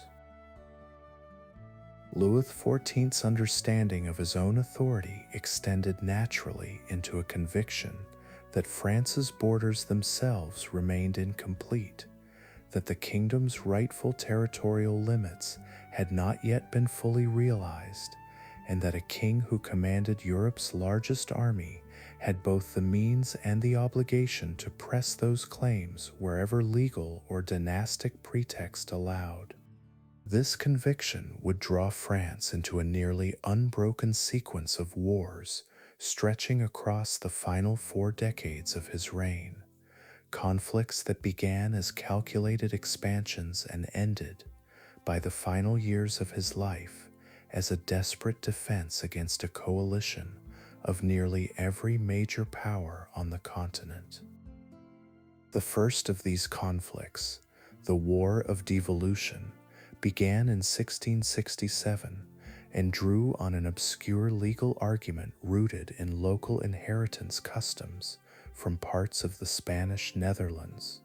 which Louis's ministers used to assert that his wife Maria Theresa possessed superior inheritance rights to certain Spanish territories, despite her formal renunciation of the Spanish throne at the time of her marriage. The war ended within 2 years through the Treaty of Aix-la-Chapelle, yielding France a modest but strategically useful string of border towns, a result that confirmed for Louis the effectiveness of combining legal pretext with overwhelming military force. Emboldened by this success, Louis turned his attention next to the Dutch Republic, a wealthy trading power whose Protestant merchant oligarchy Louis viewed with a mixture of ideological distaste and commercial rivalry, given the Dutch dominance of European shipping and trade that Colbert's mercantilist policies were explicitly designed to challenge. The Franco-Dutch War, launched in 1672, initially proceeded with startling success for French forces, who advanced deep into Dutch territory within weeks, prompting the desperate Dutch response of deliberately flooding parts of their own countryside by opening dikes, a drastic measure that halted the French advance and bought time for a defensive coalition to form. That coalition, gradually joined by Spain, the Holy Roman Empire, and other powers alarmed by French aggression, transformed what had begun as a rapid Dutch collapse into a grinding 6-year conflict that ultimately concluded through the treaties of Nijmegen in 1678 and 1679, agreements that nonetheless left France considerably strengthened, gaining the important province of Franche-Comté from Spain and consolidating French control over additional territory along its northeastern frontier. By the end of this war, Louis had reached the height of his continental prestige, and the years immediately following are often regarded by historians as the true peak of French dominance in Europe. Rather than consolidating this dominance through restraint, however, Louis pursued a policy in the early 1680s known as the Réunion, using French royal courts to reinterpret the exact boundaries of territories France had already acquired through previous treaties, and then seizing additional adjacent territory under the legal fiction that these lands had always technically belonged to France under the broadest possible reading of earlier agreements. The city of Strasbourg, seized through this method in 1681 without formal declaration of war, became one of the more notable acquisitions of this period, a move that further alarmed neighboring powers already wary of French ambition, but that faced little immediate military resistance given the continued disunity among Louis's potential rivals. That disunity would not last. By 1688, a coalition of European powers, alarmed by the cumulative pattern of French territorial aggression stretching back over 2 decades, formed the League of Augsburg, later expanded into the Grand Alliance once England joined following the Glorious Revolution that placed the staunchly anti-French William of Orange on the English throne. This coalition, encompassing the Holy Roman Empire, Spain, the Dutch Republic, England, and several smaller states, represented a fundamentally different strategic challenge than Louis had previously faced, a genuinely continent-wide effort to check French power rather than the piecemeal, divided resistance that had allowed France to expand so successfully in earlier decades. The resulting 9 Years' War, stretching from 1688 to 1697, proved considerably more costly and less decisive than Louis's earlier conflicts. French forces achieved notable victories in the Spanish Netherlands and along the Rhine, but the war increasingly ground into a punishing stalemate, with sieges and counter-sieges consuming enormous resources without producing the kind of decisive territorial gains that had characterized earlier French campaigns. The financial burden of sustaining a war against so broad a coalition strained even Colbert's carefully constructed economic system, and by the time the war concluded through the Treaty of Ryswick in 1697, France was forced to return several territories it had seized during the earlier Reunions policy, a rare instance of Louis's government accepting terms less favorable than the situation on the ground might have justified, largely out of sheer exhaustion. The 9 Years' War, costly as it proved, would soon be dwarfed by the conflict that followed it, a war whose origins lay not in French territorial ambition, but in the tangled question of Spanish royal succession that Louis's own marriage decades earlier had helped create. Charles II of Spain, the last Habsburg king of that country, had suffered throughout his life from severe physical and likely cognitive disabilities, widely attributed by both contemporary observers and later historians to the extensive intermarriage within the Habsburg dynasty across preceding generations, and by the final years of the 17th century, it had become clear that Charles would die without producing an heir of his own. This looming succession crisis placed enormous strategic weight on the marriages Louis and his Habsburg rivals had arranged decades earlier, since both Louis, through his wife Maria Theresa, and the Austrian Habsburg Emperor, through his own family connections, possessed plausible claims to the Spanish throne and its vast global empire, stretching from the Spanish Netherlands to the immense territories of Spanish America. European diplomats spent years attempting to negotiate a partition of the Spanish inheritance that might avoid outright war, but Charles II himself, in the final weeks before his death in November of 1700, upended these careful diplomatic arrangements by naming Louis's grandson Philip, Duke of Anjou, as his sole heir to the entire undivided Spanish Empire. This will presented Louis with an agonizing strategic choice. Accepting the inheritance on his grandson's behalf risked exactly the kind of continent-wide alarm that had produced the Grand Alliance a decade earlier, since it raised the specter of French and Spanish thrones, eventually uniting under a single Bourbon family, a combination of power that virtually every other European state considered intolerable. Rejecting the inheritance, however, would hand the entire Spanish Empire to the rival Austrian Habsburg claimant instead, an outcome scarcely less troubling from a French strategic perspective. After careful deliberation, Louis chose to accept the will on his grandson's behalf, and Philip of Anjou departed for Madrid in early 1701 to claim the Spanish throne as King Philip V, becoming the founder of what would become an entirely new branch of the House of Bourbon. The reaction across Europe unfolded exactly as Louis's more cautious advisors had feared.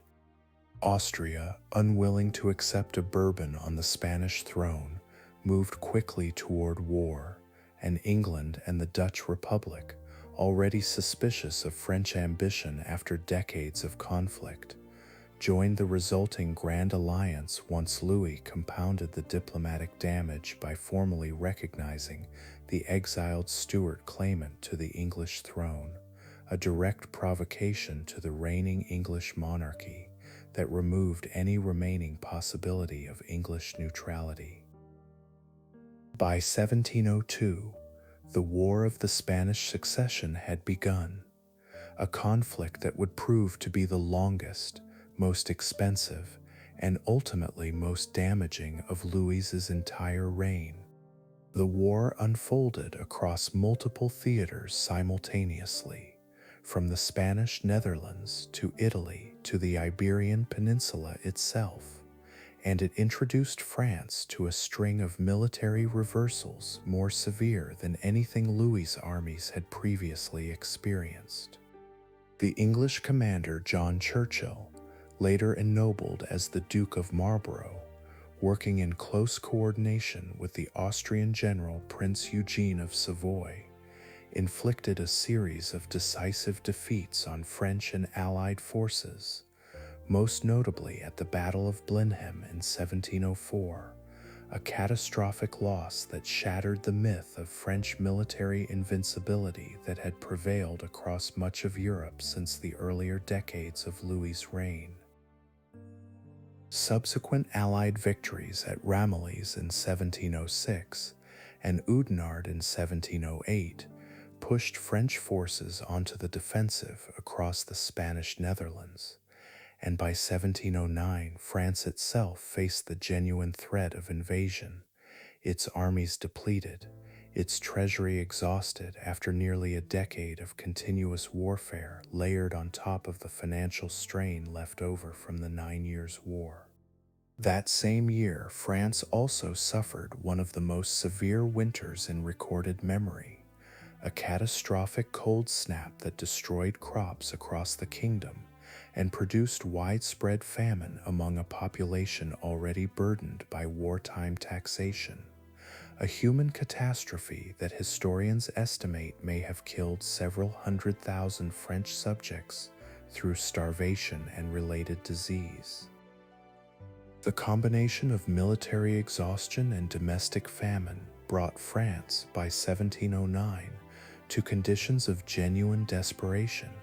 and Louis's government opened negotiations with the Allied powers, seeking peace terms that would only months earlier have been unthinkable for a monarch who had once dominated European diplomacy so completely. The Allied demands proved so severe, including a requirement that Louis personally help remove his own grandson from the Spanish throne by force if necessary, that even a France reduced to famine and near bankruptcy chose to continue fighting rather than accept such humiliating terms. France's fortunes gradually improved over the war's final years, aided partly by a shift in the broader diplomatic landscape when the Austrian Habsburg claimant to the Spanish throne unexpectedly inherited the Holy Roman Empire itself following his brother's death in 1711,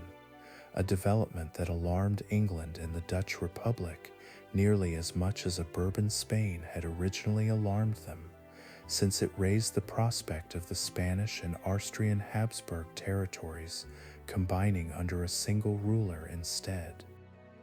This shifting calculus, combined with growing war weariness across all the combatant nations, finally produced the Peace of Utrecht in 1713, followed by the Treaty of Rastatt the following year, agreements that formally ended the war on terms considerably more favorable to France than the desperate years of 1709 might have suggested was possible. Under the Utrecht settlement, Philip V retained the Spanish throne and its American empire, the central prize Louis had originally accepted the war to secure, but only on the explicit condition that the French and Spanish crowns would remain permanently separate, formally renouncing forever any future claim by Philip or his descendants to the throne of France itself. This renunciation, designed to prevent the very unification of French and Spanish power that had triggered the war in the first place, would nonetheless leave the Bourbon dynasty divided into two entirely separate royal houses going forward, ruling two of the great powers of Europe under a shared family name, but pursuing from this point onward distinctly separate and occasionally rival national interests. The human and financial cost of securing this outcome had been staggering. France's population had been reduced by war, famine, and disease across the final decade of Louis's reign in numbers that historians still debate, but that certainly ran into the hundreds of thousands, and the royal treasury emerged from the War of the Spanish Succession burdened by debts so substantial that they would constrain French fiscal policy for decades to come, a financial legacy that would eventually contribute through a long and complicated chain of consequence to the crisis that would one day topple the Bourbon monarchy in France entirely. Louis himself, by the final years of the war, had become a considerably diminished figure from the confident young king who had once declared himself his own chief minister. He had outlived his son, his eldest grandson, and several other close family members in a devastating series of deaths during the final years of his reign,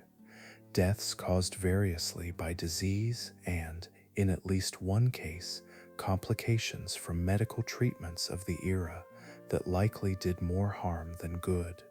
leaving the succession to the French throne in a precarious state that mirrored in its own way the very succession crisis that had originally triggered the war with Spain. By the time Louis XIV died in September of 1715, after a reign of 72 years, the longest of any monarch in recorded European history, the France he left behind bore a complicated relationship to the France he had inherited as a child during the chaos of the Fronde. He had built Versailles, tamed the nobility, expanded and defended French borders across decades of warfare, and established French cultural and diplomatic dominance across the European continent. But he had also left the kingdom financially exhausted, its population strained by generations of taxation, and its monarchy increasingly isolated within the very system of absolute personal rule Louis had spent his life perfecting, a system whose long-term sustainability had never been seriously tested by a king less extraordinary in either capability or sheer force of will than Louis himself had proven to be. Chapter 9: A Crown Split in Two.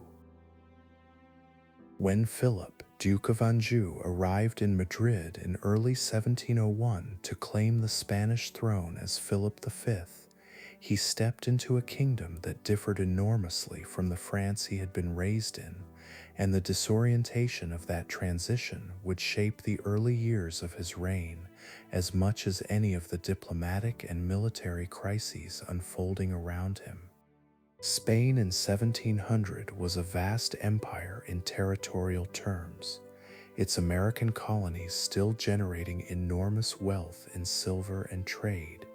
but the Spanish state itself had grown administratively brittle and financially exhausted after decades of decline under the weak later Habsburg kings, culminating in the physically and cognitively disabled Charles II,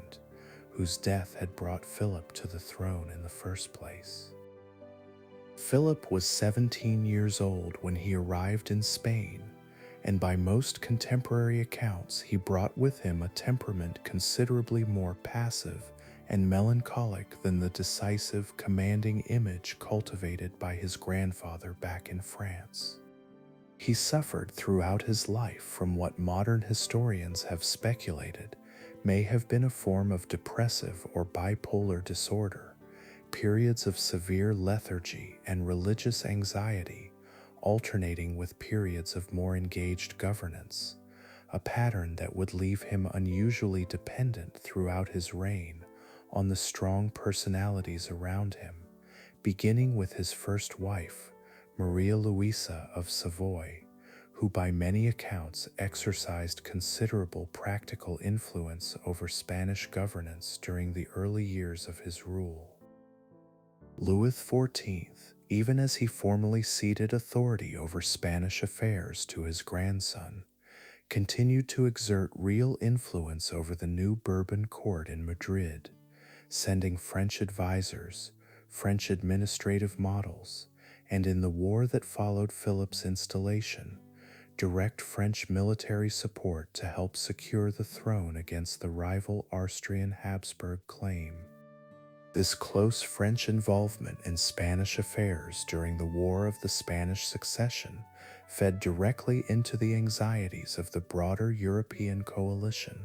that eventually formed against Louis, since it appeared, at least in the war's early years, that Spain risked becoming little more than a satellite of French royal policy rather than an independent kingdom in its own right. The Peace of Utrecht in 1713 addressed this anxiety through its central compromise,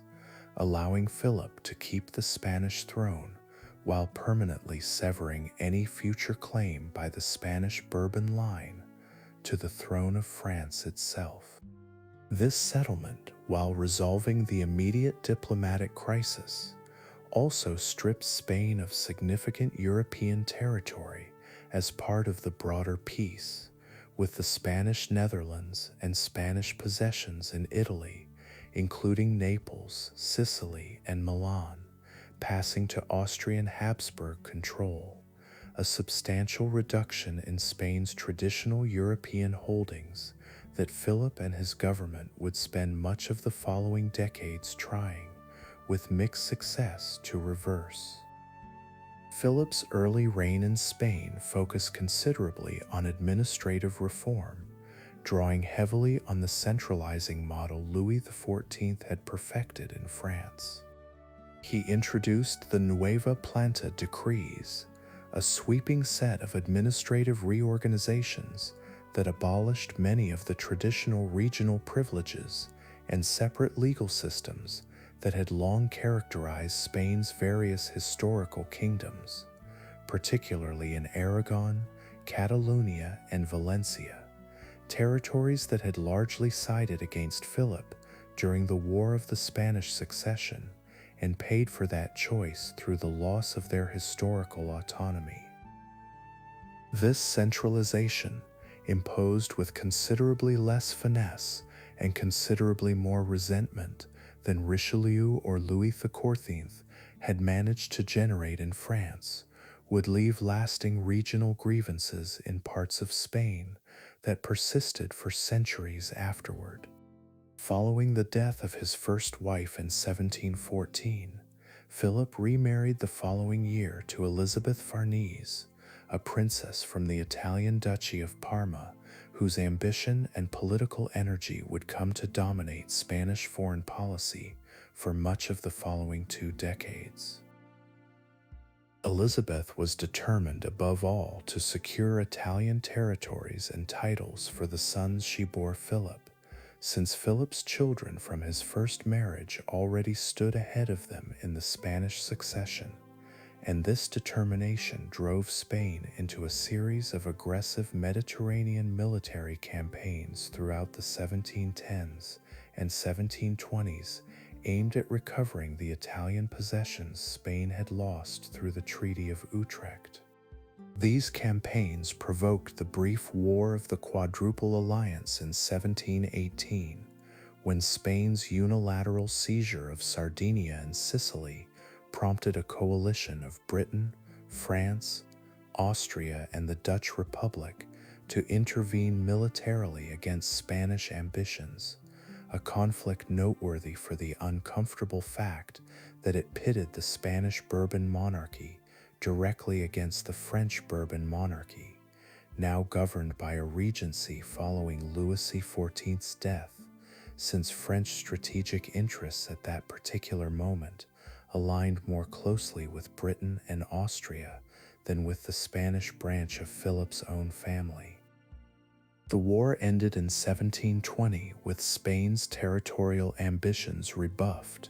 a humbling reminder that shared blood did not guarantee shared policy between the 2 Bourbon crowns, and that each branch now pursued its own interests as a fully separate and occasionally rival state.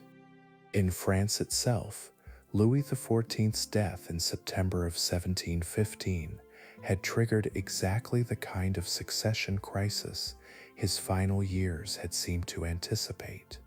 His direct heir, his 5-year-old great-grandson, inherited the throne as Louis XV,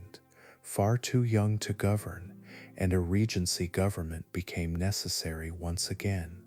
the third such regency the Bourbon dynasty had required within just over a century. This regency fell to Philippe II, Duke of Orleans, a nephew of Louis XIV whose intelligence and political skill were widely acknowledged even by his critics, though his reputation for personal dissipation, including a well-documented taste for extravagant parties and libertine company, complicated his standing among the more conservative elements of the French court. Orleans governed France for 8 years, from 1715 until his death in 1723, a period that saw a notable, if temporary, relaxation of the rigid formality and religious conservatism that had characterized the final decades of Louis XIV's personal rule under Madame de Maintenon's influence. The regency also became associated with one of the more dramatic financial episodes in French history, the rise and catastrophic collapse of a paper currency and banking scheme devised by the Scottish financier John Law, whose Mississippi Company briefly generated speculative fever across French society before its 1720 collapse wiped out enormous amounts of paper wealth and left lasting French suspicion of banking innovation that would echo for generations afterward. Philip V of Spain, watching these developments in France from Madrid, harbored his own recurring ambitions toward the French throne despite his formal renunciation under the Treaty of Utrecht, ambitions that resurfaced with particular intensity during a strange episode in 1724, when Philip briefly abdicated the Spanish throne in favor of his teenage son, Louis, apparently hoping to position himself as a candidate for the French regency or even the French throne itself, should young Louis XV's health prove as fragile as many at the time feared. This plan collapsed when the newly crowned Spanish king, Louis I, died of smallpox after a reign of only 7 months, forcing Philip back onto the Spanish throne he had so recently abandoned, a reversal that left him reigning once more, though by most accounts with even less enthusiasm for the role than he had shown during his first 3 decades of rule. The two Bourbon courts, despite these tangled family dynamics and occasional strategic rivalries, generally worked to maintain cordial relations through the middle decades of the 18th century, formalized eventually through a series of agreements known collectively as the Family Compacts, diplomatic and military alliances signed between France and Spain in 1733, 1743, and most significantly in 1761, that bound the two Bourbon crowns together against common rivals, particularly Britain, even as each kingdom continued to pursue its own distinct national interests in matters where French and Spanish priorities diverged. Elizabeth Farnese' persistent ambitions for her sons eventually found their fullest expression not through further Mediterranean warfare, but through the diplomatic settlements ending the War of the Polish Succession in the 1730s, a conflict fought primarily over an unrelated succession dispute in Poland, but one whose peace settlement, negotiated in 1738, granted the Kingdom of Naples and Sicily to Philip and Elizabeth's son Charles, establishing an entirely new Bourbon branch on the Italian peninsula, and finally delivering the kind of independent Italian throne Elizabeth had spent 2 decades maneuvering to secure for her children. Philip V himself continued to struggle with the psychological difficulties that had shadowed him since his youth, and his final years on the Spanish throne were marked by increasingly severe episodes of what contemporaries described as melancholy, periods during which he reportedly refused to change his clothes, kept irregular and reversed sleeping hours, and withdrew from governance almost entirely, leaving Elizabeth Farnese and various ministers to manage the practical business of the Spanish state during these episodes. He died in 1746, having reigned, counting his brief 1724 abdication, for a total of 45 years, longer than any other monarch in Spanish history, a reign that had begun in the chaos of a continental war over his very right to the throne and ended with the Spanish Bourbon dynasty firmly, if not always smoothly, established as a permanent fixture of Spanish governance. The dynasty Philip V left behind in Spain bore the distinctive imprint of both his French Bourbon inheritance and the particular pressures of Spanish governance he had spent 4.5 decades navigating. Spanish administration had been reshaped along more centralized French lines through the Nueva Planta reforms. The historic autonomy of Aragon and Catalonia had been permanently curtailed, and a new generation of Spanish Bourbons, including the Neapolitan branch established through Charles's Italian throne, now carried the family name into territories and political contexts far removed from the modest medieval Bourbonnais where the dynasty's story had first begun 4 centuries earlier. Meanwhile in France, young Louis XV had grown from the sickly 5-year-old who inherited the throne in 1715 into an adult monarch, having assumed his formal majority in 1723 following the death of the Duke of Orleans, and the France he now governed in his own right carried forward both the institutional machinery Louis XIV had built and the mounting financial and social pressures that machinery had left unresolved. The senior branch of the House of Bourbon and its increasingly distinct Spanish cousins would continue to intersect and diverge across the coming decades, bound by blood and periodic alliance, but no longer, and never again, by any shared claim to a single throne, exactly as the architects of the Utrecht settlement had intended when they drew the line separating one Bourbon crown from the other back in 1713. Chapter 10: Bourbon Spain Takes Root. When Philip V died in 1746, the Spanish throne passed to Ferdinand VI, his son from his first marriage to Maria Luisa of Savoy, a succession that brought a measure of relief to a Spanish court exhausted by the emotional volatility of the previous reign. Ferdinand had spent much of his adult life in a difficult position, overshadowed by his stepmother Elizabeth Farnese and her relentless campaigning on behalf of her own sons, and his eventual accession to the throne represented less a dramatic seizure of power than the quiet arrival of a king who had simply outlasted the political maneuvering around him. Ferdinand's temperament differed markedly from his father's. Where Philip V had cycled through periods of severe melancholy interrupted by fitful engagement, Ferdinand approached governance with a steadier, if unspectacular, consistency, and his reign became defined less by territorial ambition than by a deliberate policy of peace,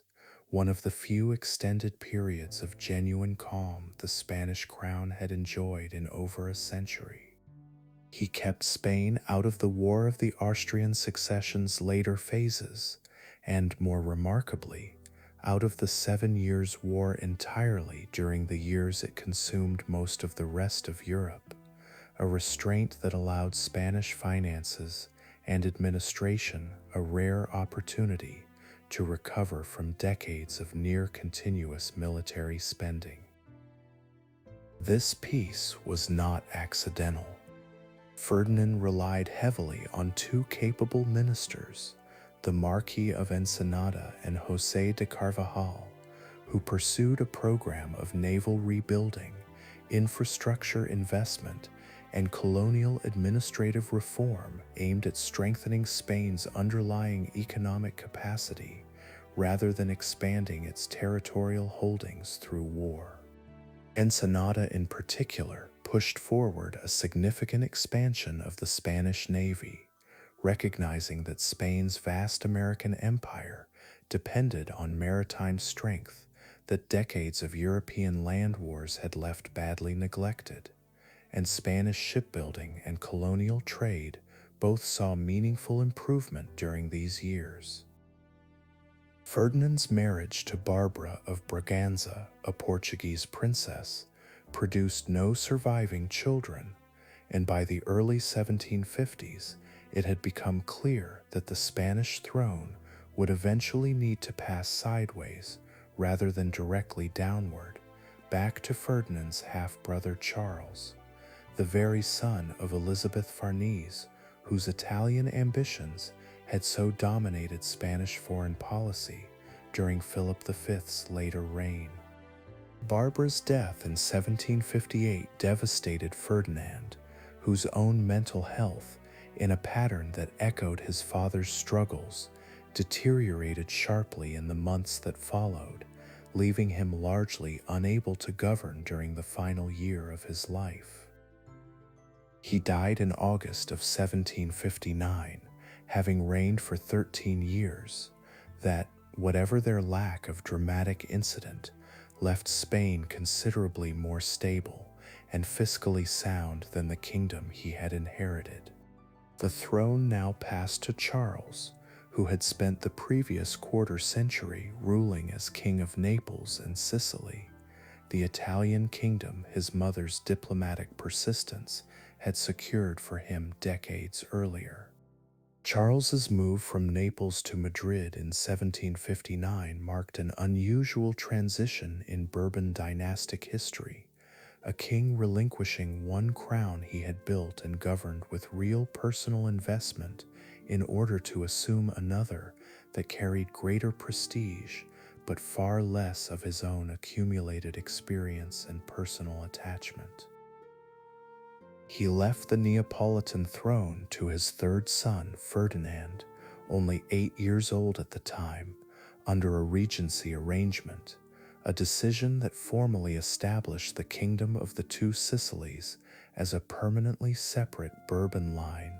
distinct from the Spanish crown Charles, now assumed as King Charles III. Charles III arrived in Spain already an experienced ruler, having spent 25 years managing the practical business of governing Naples, and this experience showed immediately in the energy and competence he brought to Spanish administration from the outset of his reign.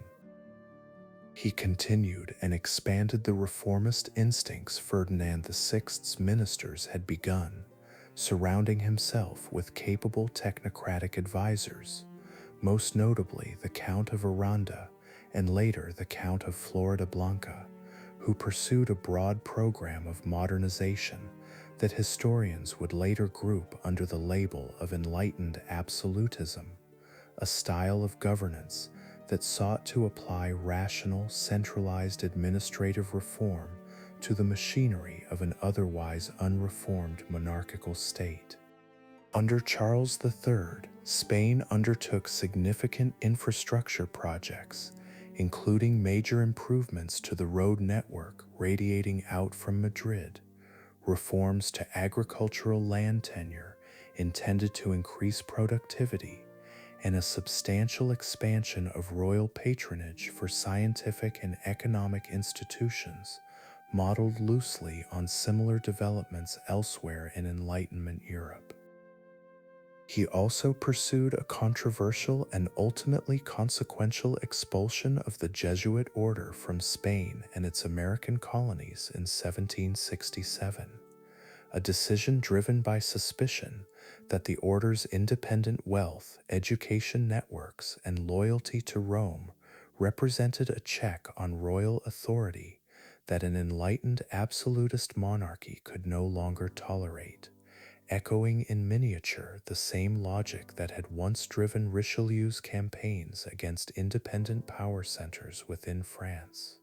Charles III's Spain also involved itself more assertively in European and colonial affairs than Ferdinand VI's cautious peace had allowed, most significantly through Spanish participation in the American Revolutionary War, where Spain, honoring the terms of the Bourbon family compact with France, declared war on Britain in 1779 and contributed both financial support and direct military action, including the successful recapture of Florida from British control,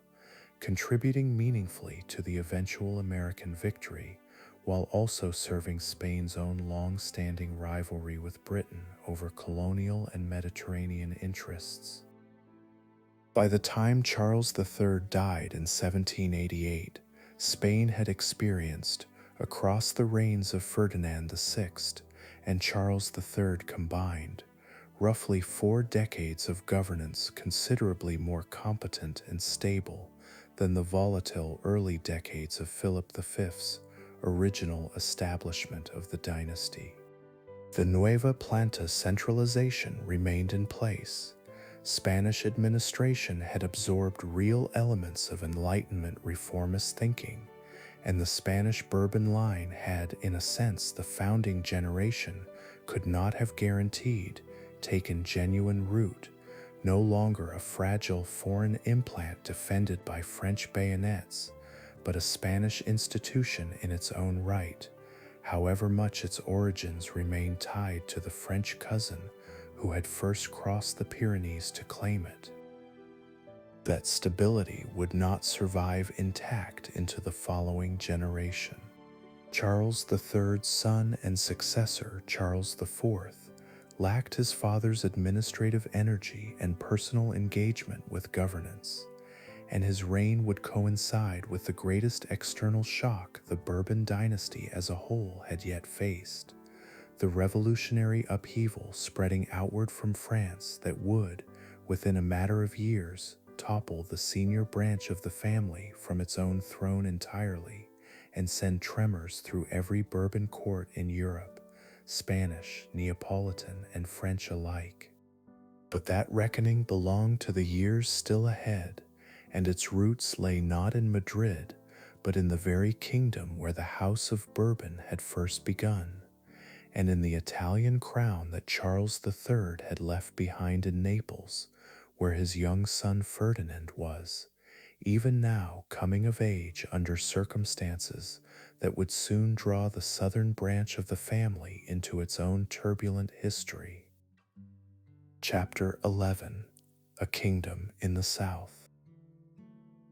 When Charles of Bourbon marched into Naples in 1734 at the age of 18, he was stepping into a kingdom that had not been ruled by its own independent monarch in over 2 centuries. Naples and Sicily had passed successively under Spanish Habsburg, then Austrian Habsburg control,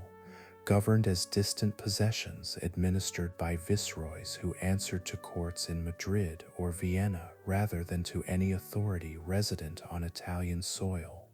For the Neapolitan and Sicilian nobility, and for the ordinary population of southern Italy,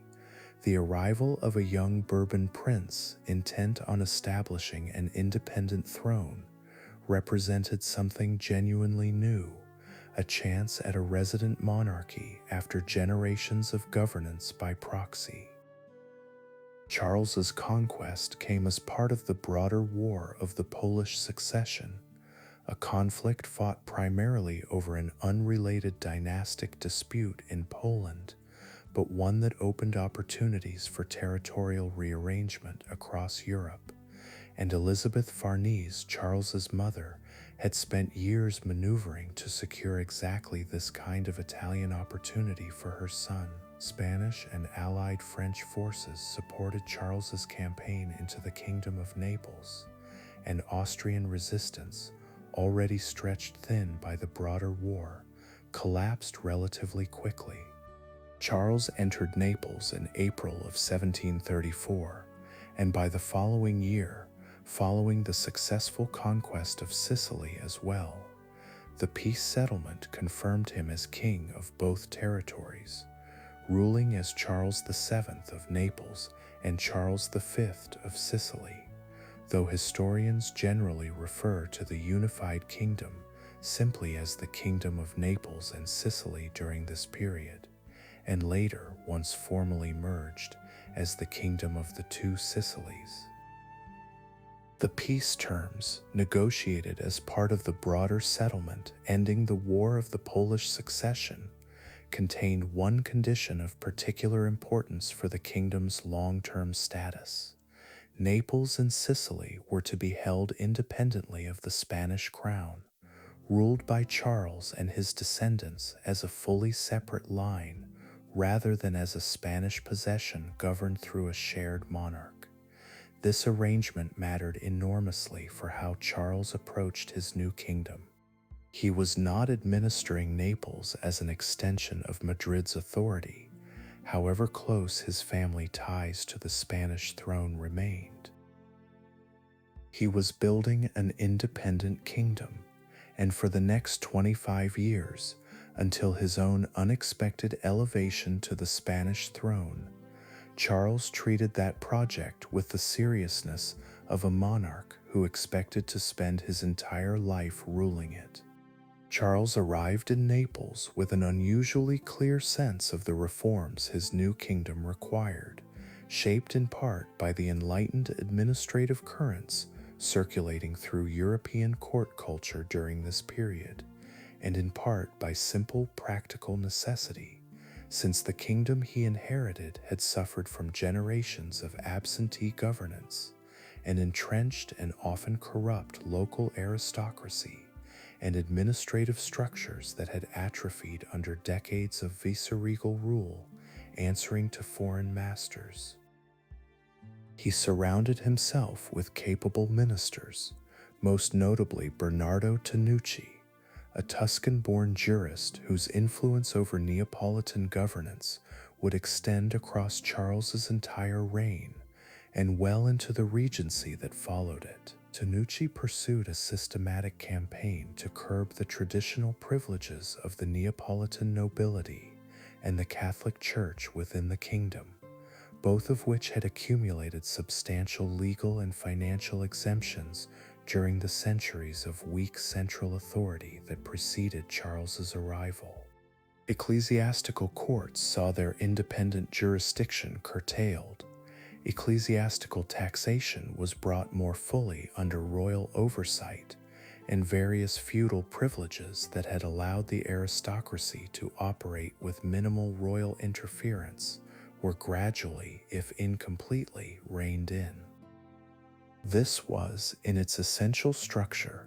the same project Richelieu had pursued in France a century earlier, and that Charles's own father would later pursue in Spain: the patient, methodical subordination of independent power centers to a centralizing royal state. Beyond administrative reform, Charles pursued an ambitious program of architectural and cultural investment intended to establish Naples as a capital worthy of independent royal status rather than a provincial city administered from abroad. He commissioned the construction of the royal palace of Caserta, an enormous royal residence deliberately designed to rival Versailles in scale and grandeur, its construction beginning in 1752 under the direction of the architect Luigi Vanvitelli and continuing for decades beyond Charles's own departure from Naples. The palace, with its elaborate gardens, extensive royal apartments, and deliberately overwhelming scale, functioned much as Versailles had functioned for Louis XIV,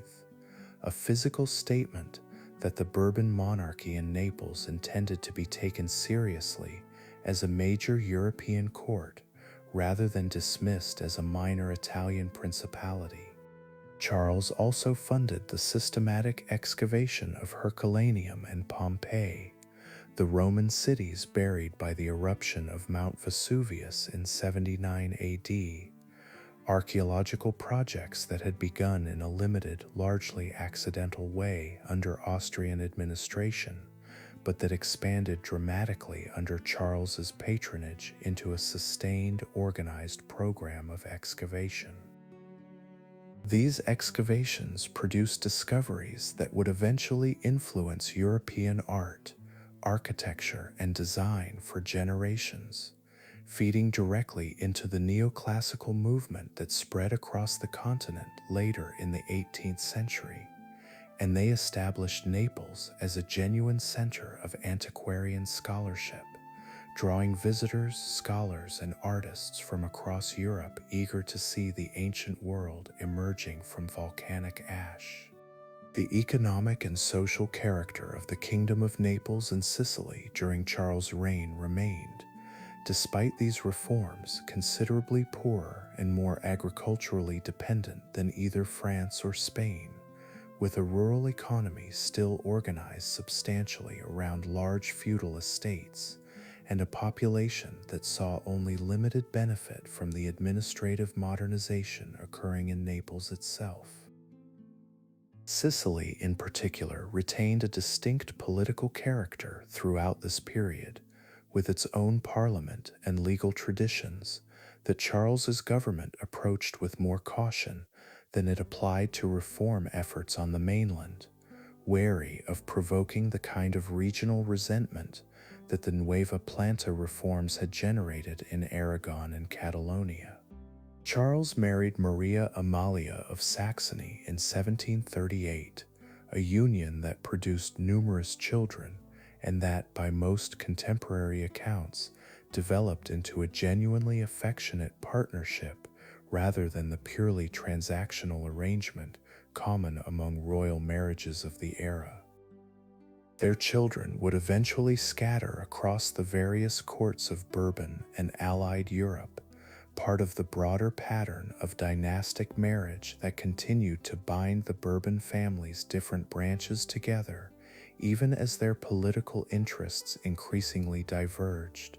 with daughters marrying into other ruling houses and sons positioned to inherit whatever thrones circumstance and succession law might eventually make available to them. That circumstance arrived unexpectedly in 1759, when the death of Charles's half-brother Ferdinand VI of Spain, without surviving children, made Charles the heir to the Spanish throne itself, a succession that required him to abandon the kingdom he had spent 25 years building in order to assume a crown of considerably greater prestige and consequence. Charles's departure from Naples was governed by the same treaty condition that had established his own independent Neapolitan throne decades earlier, the requirement that Naples and Sicily remain permanently separate from the Spanish crown. And so Charles left his kingdom not to his eldest surviving son, who would instead inherit the Spanish throne alongside him, but to his third son Ferdinand, only 8 years old, establishing the Two Sicilies as a genuinely independent Bourbon line for the first time in a way that would persist for the rest of the dynasty's history. Young Ferdinand's minority was governed through a regency council dominated by Tanucci, who continued the administrative reforms he had championed under Charles, while also, by most historical accounts, deliberately neglecting the young king's education in matters of statecraft, preferring to keep genuine authority concentrated in his own hands for as long as possible. Ferdinand grew into a monarch whose personal interests ran heavily toward hunting, physical recreation, and the informal company of ordinary Neapolitans, rather than toward the ceremonial formality or intellectual engagement that had characterized his father's approach to kingship, earning him among his subjects the affectionate nickname of the Lazzarone King, a reference to the common people of Naples with whom he was said to feel more comfortable than with his own court. Ferdinand's marriage in 1768 to Maria Carolina of Austria, a daughter of the formidable Habsburg Empress Maria Theresa and sister to the future Queen Marie Antoinette of France, brought considerably more political consequence to the Neapolitan court than Ferdinand's own personal engagement with governance might have suggested. Maria Carolina possessed a sharp political intelligence and, under the terms of her marriage contract, gained the right to a formal voice in the kingdom's governing council once she had produced a male heir, a condition she fulfilled and then used to gradually assert real influence over Neapolitan policy, eventually maneuvering Tanucci out of power in 1776 and replacing his influence with her own, often working in close cooperation with an English-born minister named John Acton, who would come to dominate Neapolitan administration for decades to follow. Under Maria Carolina and Acton's influence, the kingdom of the Two Sicilies drifted gradually away from its earlier alignment with the Spanish Bourbon branch and toward closer relations with Austria and Britain, a realignment that reflected both Maria Carolina's own Habsburg loyalties and her personal antipathy toward the revolutionary currents she watched developing in France, with mounting horror as the 18th century drew toward its close. This shift would prove enormously consequential in the following decades, as the Neapolitan Bourbon court found itself positioned, unlike its Spanish and French cousins, as an active and committed opponent of the revolutionary and Napoleonic forces that would soon reshape the map of Europe entirely. By the final years of the 18th century, the kingdom of the Two Sicilies stood as a genuinely distinct branch of the House of Bourbon, shaped by Charles's decades of foundational reform, by Ferdinand's populist informality, and by Maria Carolina's assertive Habsburg-oriented diplomacy, a kingdom whose fortunes would soon become inseparably tangled with the revolutionary storm already gathering force across the border in France, where Charles III's nephew, Louis XVI, presided over a monarchy facing pressures far more severe than any Bourbon king before him had ever been forced to confront. Chapter 12: Louis XV and the Slow Fade. Louis XV assumed full personal authority over France in 1723 at the age of 13, following the death of the Duke of Orleans, and he inherited a kingdom that had recovered, at least on the surface, from the exhaustion of Louis XIV's final wars, but that still carried enormous unresolved debt and an increasingly restless political culture beneath its formal calm.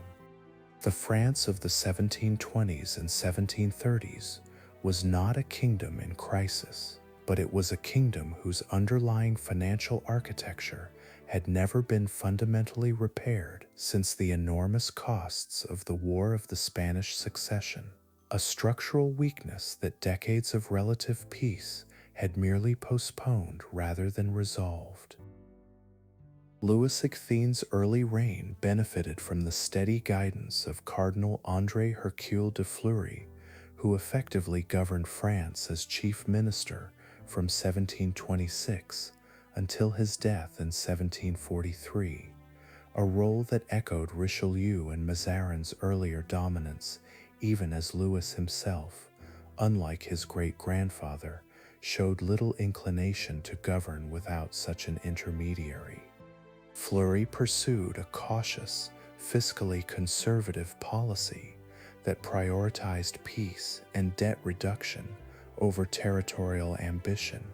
and under his stewardship, France experienced 2 decades of relative stability, interrupted only by the brief and largely favorable War of the Polish Succession that had secured the Neapolitan throne for the Spanish Bourbon line. Fleury's death in 1743 coincided with France's deepening involvement in the War of the Austrian Succession, a sprawling conflict drawing in most of the major European powers over the disputed inheritance of the Habsburg territories, and Louis XVI,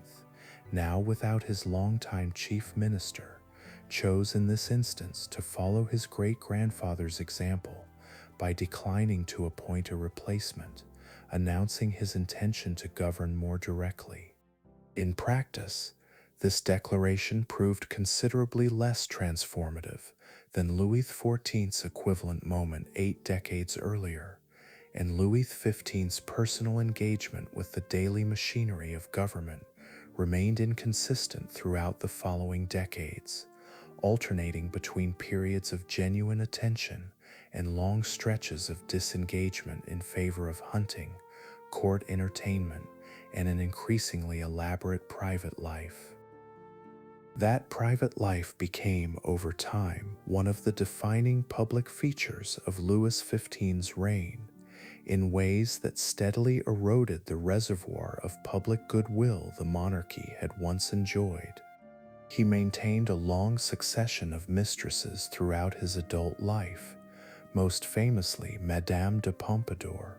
who rose from relatively modest origins to become perhaps the single most influential figure at the French court during the 1740s and 1750s,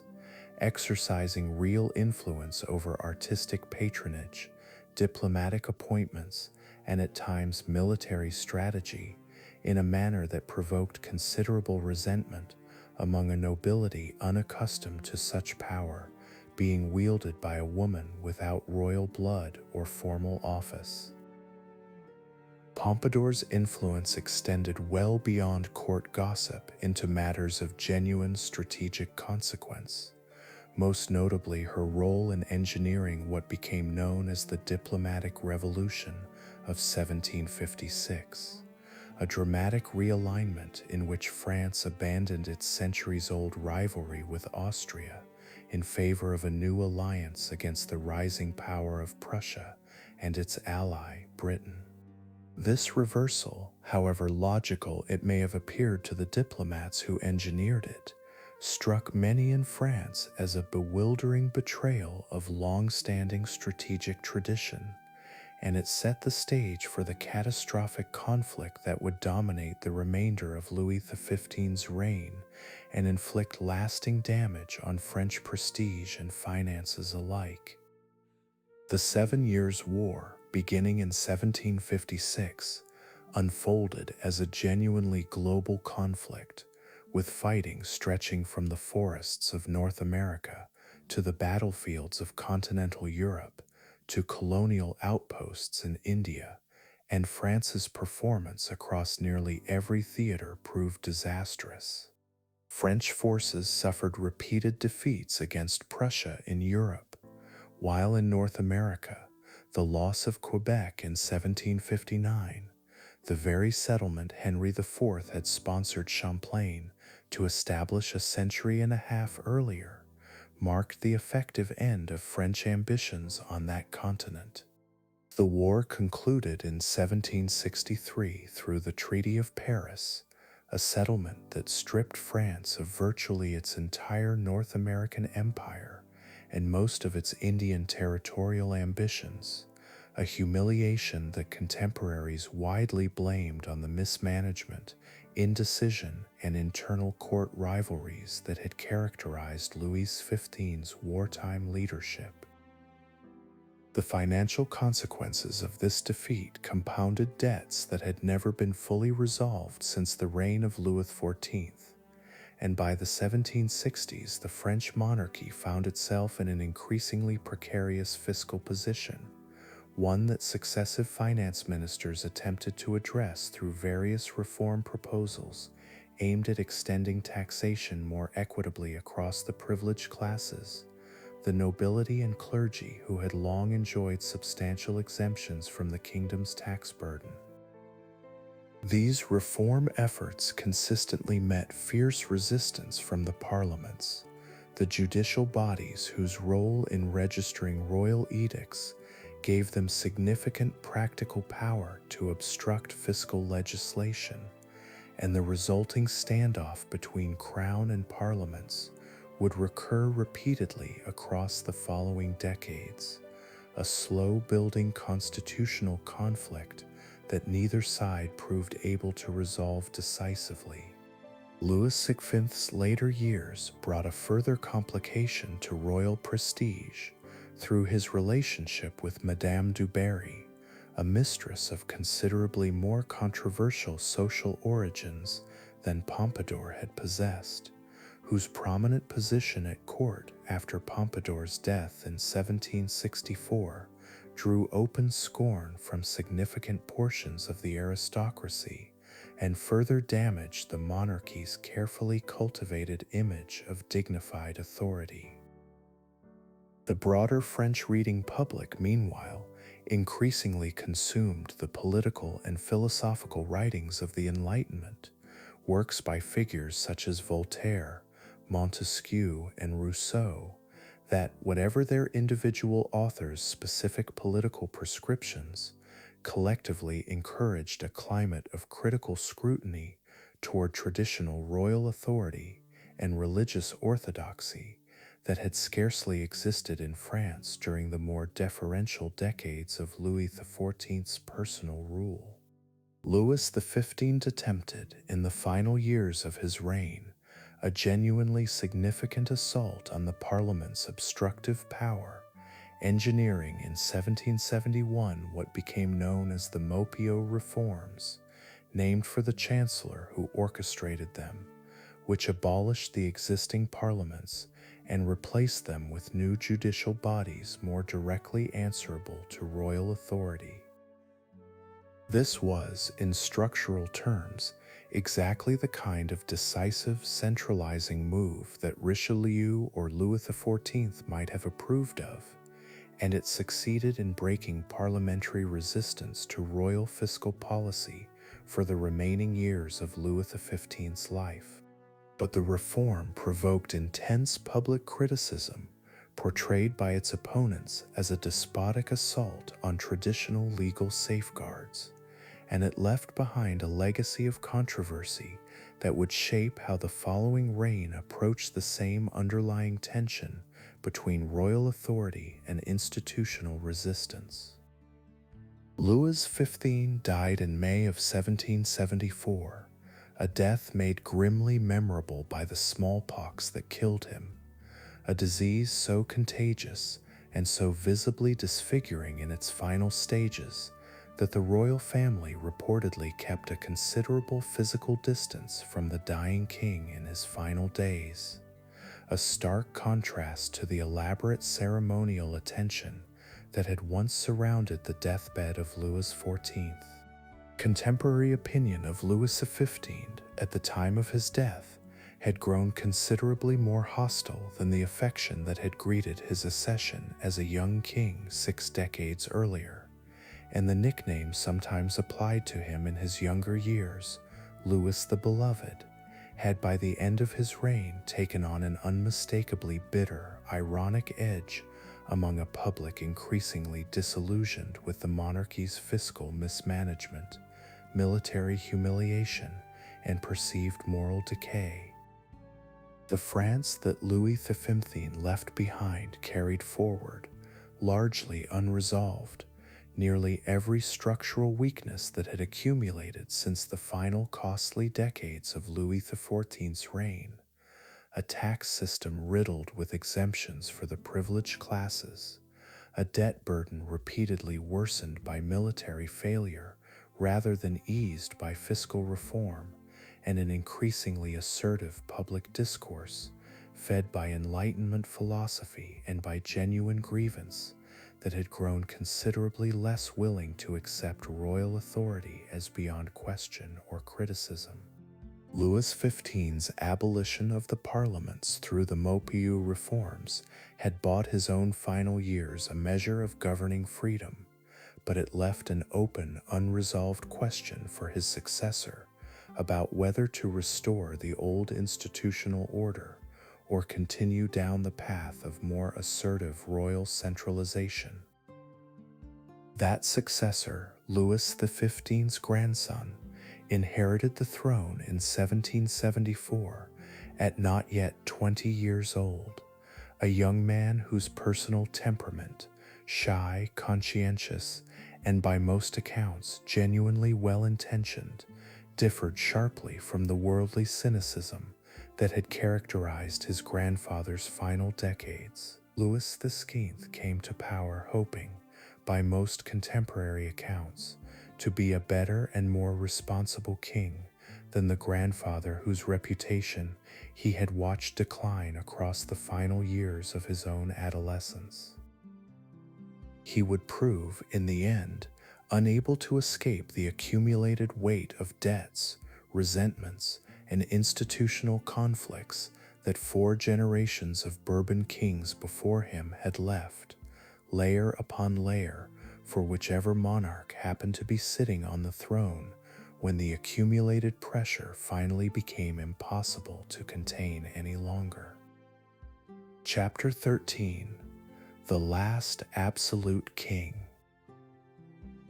Louis XVI came to the throne in May of 1774, carrying a burden few monarchs in French history had inherited so completely intact, a treasury drowning in debt accumulated across 4 generations, a nobility and clergy still legally exempt from most direct taxation, and a public increasingly literate in the political philosophy that questioned the very foundations of the system he now presided over. He was 20 years old, devout, conscientious about his duties in a way his grandfather had rarely bothered to be in his final decades, and by most contemporary accounts, genuinely eager to govern well. What he lacked, and what the circumstances of his reign would punish repeatedly, was the decisiveness and political instinct that the accumulated crisis he inherited actually required. His marriage to Marie Antoinette, an Austrian archduchess and daughter of the formidable Empress Maria Theresa, had been arranged years earlier as part of the broader diplomatic realignment that had brought France and Austria together against Prussia during the 7 Years' War. The marriage, consummated only after some years of documented physical difficulty between the young couple that became a subject of considerable court gossip and later revolutionary caricature, eventually produced children, but Marie Antoinette's Austrian origins and her early reputation for extravagant spending on fashion, gambling, and courtly entertainment made her an object of public suspicion and hostility that would only intensify as the kingdom's financial troubles deepened across the following decade. One of Louis XVI's first major decisions as king involved the fate of the parliaments his grandfather had abolished through the Maupeou reforms just 3 years earlier. Louis, seeking early popularity and swayed by advisors who viewed the Maupeou courts as an illegitimate assault on traditional legal order, restored the old parliaments to their previous authority, a decision that generated considerable immediate goodwill, but that also restored precisely the institutional obstacle to fiscal reform that had crippled his grandfather's final years of governance, a choice whose consequences would compound steadily across the following decade and a half. The fiscal crisis Louis inherited did not improve with time, and it worsened considerably through France's decision, championed largely by the young king's own sympathy for the American revolutionary cause, and by his ministers' hope of avenging the humiliation of the 7 Years' War, to intervene militarily on behalf of the American colonies in their rebellion against Britain. French support, including direct military and naval intervention beginning in 1778, contributed meaningfully to the eventual American victory secured through the Treaty of Paris in 1783, a genuine strategic triumph over Britain that nonetheless came at a financial cost France could not actually afford, adding well over 1 billion livres to a debt burden already unsustainable before the war had even begun. Louis attempted to address this deepening crisis through a succession of finance ministers, each of whom recognized the same fundamental problem, and each of whom found their proposed solutions blocked by the same entrenched resistance. And Robert Jacques Turgot, appointed in 1774, proposed sweeping economic liberalization and the reduction of privileged tax exemptions, but resistance from the nobility and from vested guild interests forced his dismissal within 2 years. Jacques Necker, a Swiss-born banker who succeeded him, pursued a more cautious approach, financing the American war substantially through loans rather than new taxation, a strategy that avoided immediate political confrontation but left the underlying debt problem to compound further until mounting deficits forced his own dismissal in 1781 amid court intrigue he had never fully mastered. By the mid-1780s, the scale of French government debt had reached a point where roughly half of all state revenue went simply towards servicing interest payments, leaving the crown with vanishingly little fiscal flexibility to address the crisis through ordinary means. Successive ministers, including Charles Alexandre de Calonne, proposed increasingly urgent reform packages aimed at taxing the previously exempt nobility and clergy, and when Calonne's proposals met predictable resistance from an assembly of notables convened in 1787 specifically to build support for reform, it became clear that no purely administrative solution remained available within the existing structure of French governance. Faced with this impasse, and after a brief, unsuccessful attempt by his next minister to force reform through more confrontational means, Louis XVI made the fateful decision, in the summer of 1788, to summon the Estates General, the ancient representative assembly of the French clergy, nobility, and common people that had not convened in any form since 1614, during the very regency of Marie de Medici that had followed Henry IV's assassination nearly a century and 3/4 earlier. It was, in essence, an admission that the absolutist machinery Richelieu and Louis XIV had built could no longer resolve the kingdom's crisis on its own terms, and that some form of broader consultation, however alien to more than a century of French governing practice, had become unavoidable. The convening of the Estates General, scheduled for May of 1789, immediately raised difficult procedural questions that revealed just how unprepared the French monarchy was for genuine political negotiation with its own subjects. The assembly traditionally divided into 3 separate estates: the clergy, the nobility, and the common people, known as the Third Estate, each voting as a single collective bloc regardless of the number of individual representatives within it, a structure that guaranteed the privileged first 2 estates could always outvote the third, even though the Third Estate represented the overwhelming majority of the actual French population. Necker, recalled to office amid the growing crisis, persuaded Louis to double the number of Third Estate representatives in recognition of this population disparity, but the more fundamental question of whether voting would occur by estate or by individual head remained unresolved as the assembly actually convened. When the Estates General finally met at Versailles in May of 1789, this unresolved procedural question quickly paralyzed proceedings,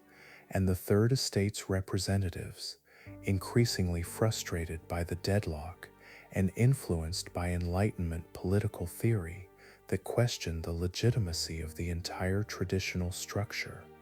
took the dramatic step in June of declaring themselves the National Assembly, asserting that they alone, representing the vast majority of the French population, possessed the legitimate authority to act on behalf of the nation as a whole. When royal officials locked the assembly out of its usual meeting hall shortly afterward, ostensibly for preparations related to a royal session, the delegates reconvened instead in a nearby indoor tennis court and swore what became known as the Tennis Court Oath, a collective pledge not to disband until they had established a new constitution for France. Louis's response to this unprecedented assertion of independent authority proved characteristically indecisive, oscillating between conciliatory gestures and half-hearted attempts at reasserting control, including the visible mobilization of royal troops around Paris and Versailles that, rather than intimidating the assembly into submission, instead convinced increasingly anxious Parisians that the king intended a violent crackdown against the emerging revolutionary movement. This fear, combined with worsening bread shortages and economic hardship that had already been building for months due to poor harvests, created the volatile conditions that exploded into violence on July 14, 1789, when a Parisian crowd stormed the Bastille fortress, a former royal prison that had become, more than anything else, a hated symbol of arbitrary royal authority. The fall of the Bastille sent shockwaves through the French court and across Europe, and Louis's response in its immediate aftermath, traveling to Paris to publicly accept a tricolor cockade symbolizing reconciliation with the revolutionary movement, briefly suggested the possibility of a peaceful transition towards some form of constitutional monarchy. But the underlying tensions between royal authority and the increasingly assertive National Assembly continued to deepen through the following months, compounded by a wave of rural unrest, sometimes called the Great Fear, during which peasants across the countryside attacked noble estates and destroyed feudal records in a spontaneous uprising against the manorial system that had structured French rural life for centuries. In August of 1789, the National Assembly formally abolished the remaining feudal privileges of the nobility and issued the Declaration of the Rights of Man and of the Citizen, a foundational document asserting principles of legal equality, individual liberty, and popular sovereignty that stood in direct and irreconcilable conflict with the traditional theoretical basis of Bourbon absolutist authority, the doctrine that royal power derived from divine right rather than from the consent of the governed. Louis's continued hesitation over whether to formally accept these transformative measures further eroded confidence in his commitment to the reforms already underway, and in October of 1789, a crowd of Parisian women, angered by continuing bread shortages, marched on Versailles and forced the royal family to relocate to the Tuileries Palace in Paris, placing Louis and his family under conditions that amounted, in practical terms, to close and increasingly hostile public supervision. The following 2 years brought an uneasy and steadily deteriorating experiment in constitutional monarchy, during which Louis nominally accepted a new constitutional framework limiting royal authority while privately corresponding with foreign powers, including his wife's Austrian relatives, in hopes of eventually reversing the revolutionary changes through outside intervention. This double game collapsed catastrophically in June of 1791, when Louis and his family attempted to flee France in disguise, hoping to reach loyalist forces near the eastern border and rally support for a counter-revolutionary restoration. The attempt failed when the royal family was recognized and intercepted at the small town of Varennes, and their forced return to Paris under armed escort destroyed whatever remaining public trust had survived the previous 2 years of uneasy accommodation. The flight to Varennes transformed public perception of Louis XVI in ways from which the monarchy would never recover. Where earlier revolutionary rhetoric had often maintained at least a nominal distinction between criticism of specific royal policies and outright rejection of monarchy as an institution, Louis's attempted flight and the revelation of his ongoing secret correspondence with foreign courts convinced growing portions of the French public that the king himself viewed the entire revolutionary settlement as illegitimate and temporary, an obstacle to be escaped rather than a genuine framework he intended to honor. Radical political factions within the assembly, until this point a distinct minority, found their arguments for outright republicanism considerably strengthened by evidence of the king's own apparent bad faith. France's deteriorating internal politics soon intersected with a mounting external threat, as Austria and Prussia, alarmed by the revolutionary upheaval and increasingly sympathetic to Marie Antoinette's pleas on behalf of her embattled brother-in-law, issued the Declaration of Pillnitz in August of 1791, a statement of support for restored French royal authority that revolutionary France interpreted with considerable justification as a threat of foreign military intervention.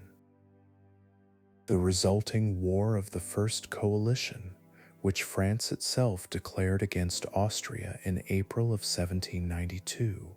transformed the domestic revolutionary crisis into an international conflict, and early French military setbacks in this war, combined with continued suspicion of Louis's loyalty to the war effort against his wife's own homeland, further inflamed revolutionary sentiment in Paris throughout the summer of 1792. That inflamed sentiment reached its breaking point in August of 1792, when a Parisian crowd and allied revolutionary military units stormed the Tuileries Palace, overwhelming the Swiss Guard troops who had been assigned to protect the royal family and forcing Louis and his relatives to seek refuge with the Legislative Assembly itself. In the immediate aftermath of this assault, the Assembly voted to suspend the king from his remaining constitutional functions and ordered the royal family imprisoned in the Temple, a fortified medieval structure in Paris that would serve as their residence and effectively their prison for the remainder of what turned out to be a very short remaining span of Louis's life. Within weeks, the newly elected National Convention would formally abolish the French monarchy altogether, bringing to an end, at least for the moment, nearly 200 years of unbroken Bourbon rule over France, and setting the stage for a trial whose outcome would shock royal courts across the entirety of Europe. Chapter 14: The Scaffold. The National Convention that assembled in September of 1792 wasted little time confirming what the storming of the Tuileries had already made functionally true. On September 21st, its very first day in session, the convention voted unanimously to abolish the French monarchy, and the following day was declared the beginning of the year one of the new French Republic, a symbolic break with the entire preceding structure of dynastic time that had governed France since the days of Robert of Clermont, some 5 centuries earlier. Louis, no longer king in any legal sense, was now simply referred to in official documents by his family name, Louis Capet, a deliberate stripping away of every title the Bourbon line had accumulated since Henry IV first claimed the throne. Debate over what to actually do with the deposed king consumed the convention through the final months of 1792, and the discovery in November of a hidden iron cabinet inside the Tuileries Palace containing correspondence between Louis and various foreign powers proved catastrophic for his position. The documents confirmed what many revolutionaries had long suspected, that Louis had maintained secret communications with Austria and other hostile powers throughout the period he had nominally accepted constitutional limits on his authority, evidence that transformed the question of his fate from a political disagreement into, in the eyes of his prosecutors, a matter of outright treason against the nation he had supposedly agreed to serve as a constitutional monarch. Louis's trial before the National Convention began in December of 1792,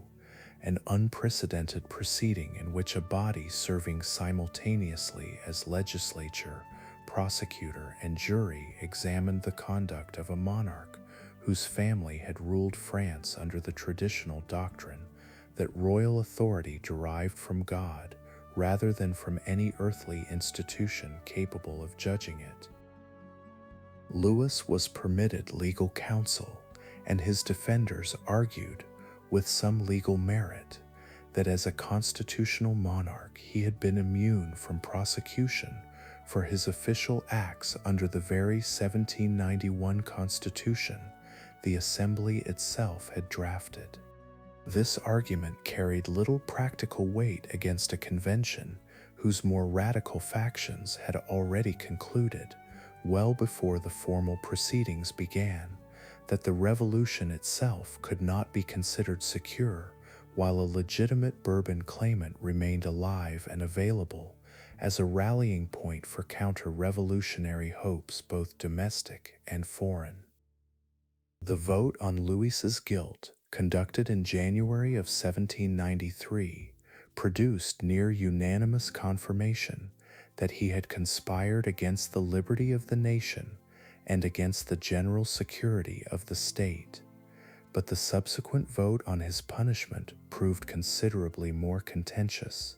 dividing the convention between delegates who favored exile or imprisonment and those who insisted that only execution could adequately guarantee the revolution's permanent security. The final vote, conducted through individual public declarations rather than secret ballot, a procedural choice that placed enormous social and political pressure on each delegate to demonstrate revolutionary commitment, narrowly favored death, with a margin so slim that a small handful of votes decided the outcome, some cast by delegates who would later express private regret at the pressure under which the decision had been made. Louis XVI was executed by guillotine on January 21, 1793, in what was then called the Place de la Révolution and is known today as the Place de la Concorde, before a large public crowd that had gathered to witness the death of a king whose family had ruled France, with only the brief interruptions of contested succession since Henry IV's coronation in 1594. Contemporary accounts describe Louis attempting to address the crowd from the scaffold, beginning a statement forgiving those responsible for his death before drummers, apparently under orders to prevent any further speech, drowned out his remaining words. His execution sent an unmistakable signal across every royal court in Europe that the age of unquestioned divine right monarchy, at least within France itself, had ended in the most absolute and irreversible manner imaginable. The execution did not end the danger facing the remainder of the royal family, who remained imprisoned in the Temple under conditions that grew progressively harsher as the revolutionary government, now consumed by the increasingly radical and violent phase of its development, known as the Reign of Terror, viewed any surviving Bourbon, however young or politically powerless, as a continuing threat to revolutionary security. Marie Antoinette herself was separated from her surviving children in the summer of 1793, subjected to a trial before the Revolutionary Tribunal that October on charges including treason and, in one of the trial's more notorious and widely discredited moments, accusations of sexual abuse toward her own son, charges most historians regard as a deliberate and particularly cruel act of character assassination, rather than a credible accusation. She was executed by guillotine on October 16, 1793, having faced her death, according to numerous contemporary accounts, with considerable composure despite the brutal treatment she had endured throughout her final months of imprisonment. The fate of Louis and Marie Antoinette's surviving son, the young boy who would have been Louis XVII under the traditional rules of succession that no longer carried any legal force within France, became one of the more genuinely tragic and historically murky episodes to emerge from this period. The child, only 8 years old at the time of his father's execution,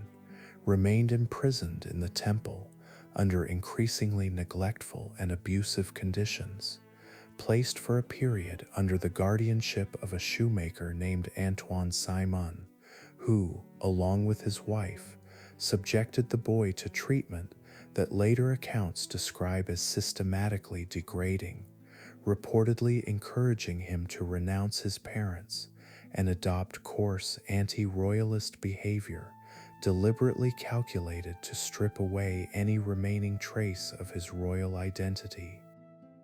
The young prince's physical and psychological condition deteriorated severely across the following 2 years of continued imprisonment, and he died in the Temple in June of 1795, officially of tuberculosis compounded by the severe neglect and isolation of his final months, though the circumstances of his death and persistent rumors across the following decades that he had somehow been smuggled out and replaced by a substitute child generated a lasting mystery that would produce numerous false claimants to his identity throughout the 19th century, none of whom historians have ever found credible, though the question was not definitively resolved through DNA analysis of preserved remains until as late as the early 21st century, confirming that the boy who died in the Temple was indeed Louis XVI's actual son. With the death of the young uncrowned Louis XVII in 1795, the line of succession under traditional Bourbon dynastic law passed to Louis XVI's younger brother, the Count of Provence, who had fled France in the earliest and safest days of the Revolution and had spent the intervening years in various forms of exile across German and other European territories, proclaiming himself, from that exile, the legitimate King Louis XVI of France, despite possessing no actual territory, army, or governing authority within the country whose throne he claimed. His position, and that of the broader exiled Bourbon court that gathered around him in various temporary refuges, remained almost entirely theoretical throughout the remainder of the 1790s, a monarchy in name only, waiting on events within France that showed no sign, during these years, of favoring any kind of royalist restoration. Those events, as it happened, were being driven by forces entirely outside Bourbon control, as the revolutionary governments that succeeded the Terror struggled with their own internal instability before eventually giving way in 1799 to the rule of a young and extraordinarily ambitious military officer named Napoleon Bonaparte, whose seizure of power through the coup of 18 Brumaire marked the effective end of France's initial republican experiment and the beginning of a new form of French governance that would dominate the following 15 years of European history. Napoleon's rise, first as first consul and then, from 1804 onward, as Emperor of the French, represented a form of authority that borrowed heavily from the ceremonial and administrative apparatus the Bourbons themselves had built, while explicitly rejecting any restoration of the dynasty whose throne the Revolution had so violently dismantled. Napoleon's spectacular rise and equally dramatic wars against nearly every major power in Europe consumed the first decade and a half of the 19th century, and throughout this period, the exiled Bourbon court, including Louis XV and his younger brother the Count of Artois, remained scattered across various European refuges,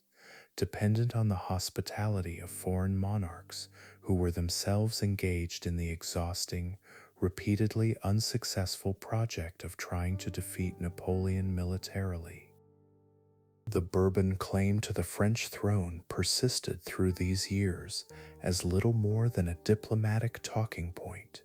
occasionally useful to Napoleon's enemies as a symbol around which to rally anti-French sentiment, but never treated, even by the coalition powers themselves, as a genuinely central war aim worth fighting for on its own merits. Napoleon's fortunes finally turned decisively against him following the catastrophic failure of his invasion of Russia in 1812,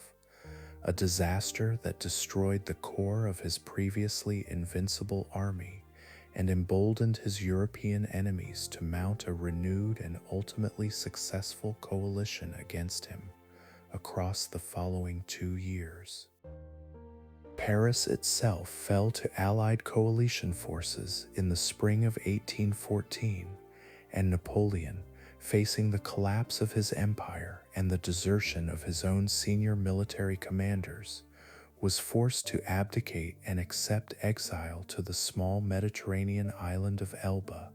bringing his first reign to what most European observers assumed at the time would be its permanent conclusion. With Napoleon removed from power, the victorious coalition powers, working in coordination with French royalist sympathizers who had never entirely disappeared even during the height of Napoleonic rule, moved quickly to restore the Bourbon dynasty to the French throne, and Louis XVIII, the exiled claimant who had spent over 2 decades in various foreign refuges, finally entered Paris in May of 1814 as the restored King of France, 21 years after his brother's execution had seemingly ended Bourbon rule forever. The restoration that followed, however, would prove considerably more fragile and contested than its architects initially hoped, complicated almost immediately by Napoleon's dramatic and unexpected return from exile less than a year later, and by the deeper question of whether a restored Bourbon monarchy could ever truly govern a France that had been so thoroughly transformed by a quarter-century of revolution and imperial rule. Chapter 15: Restoration, Ruin, and What Remained.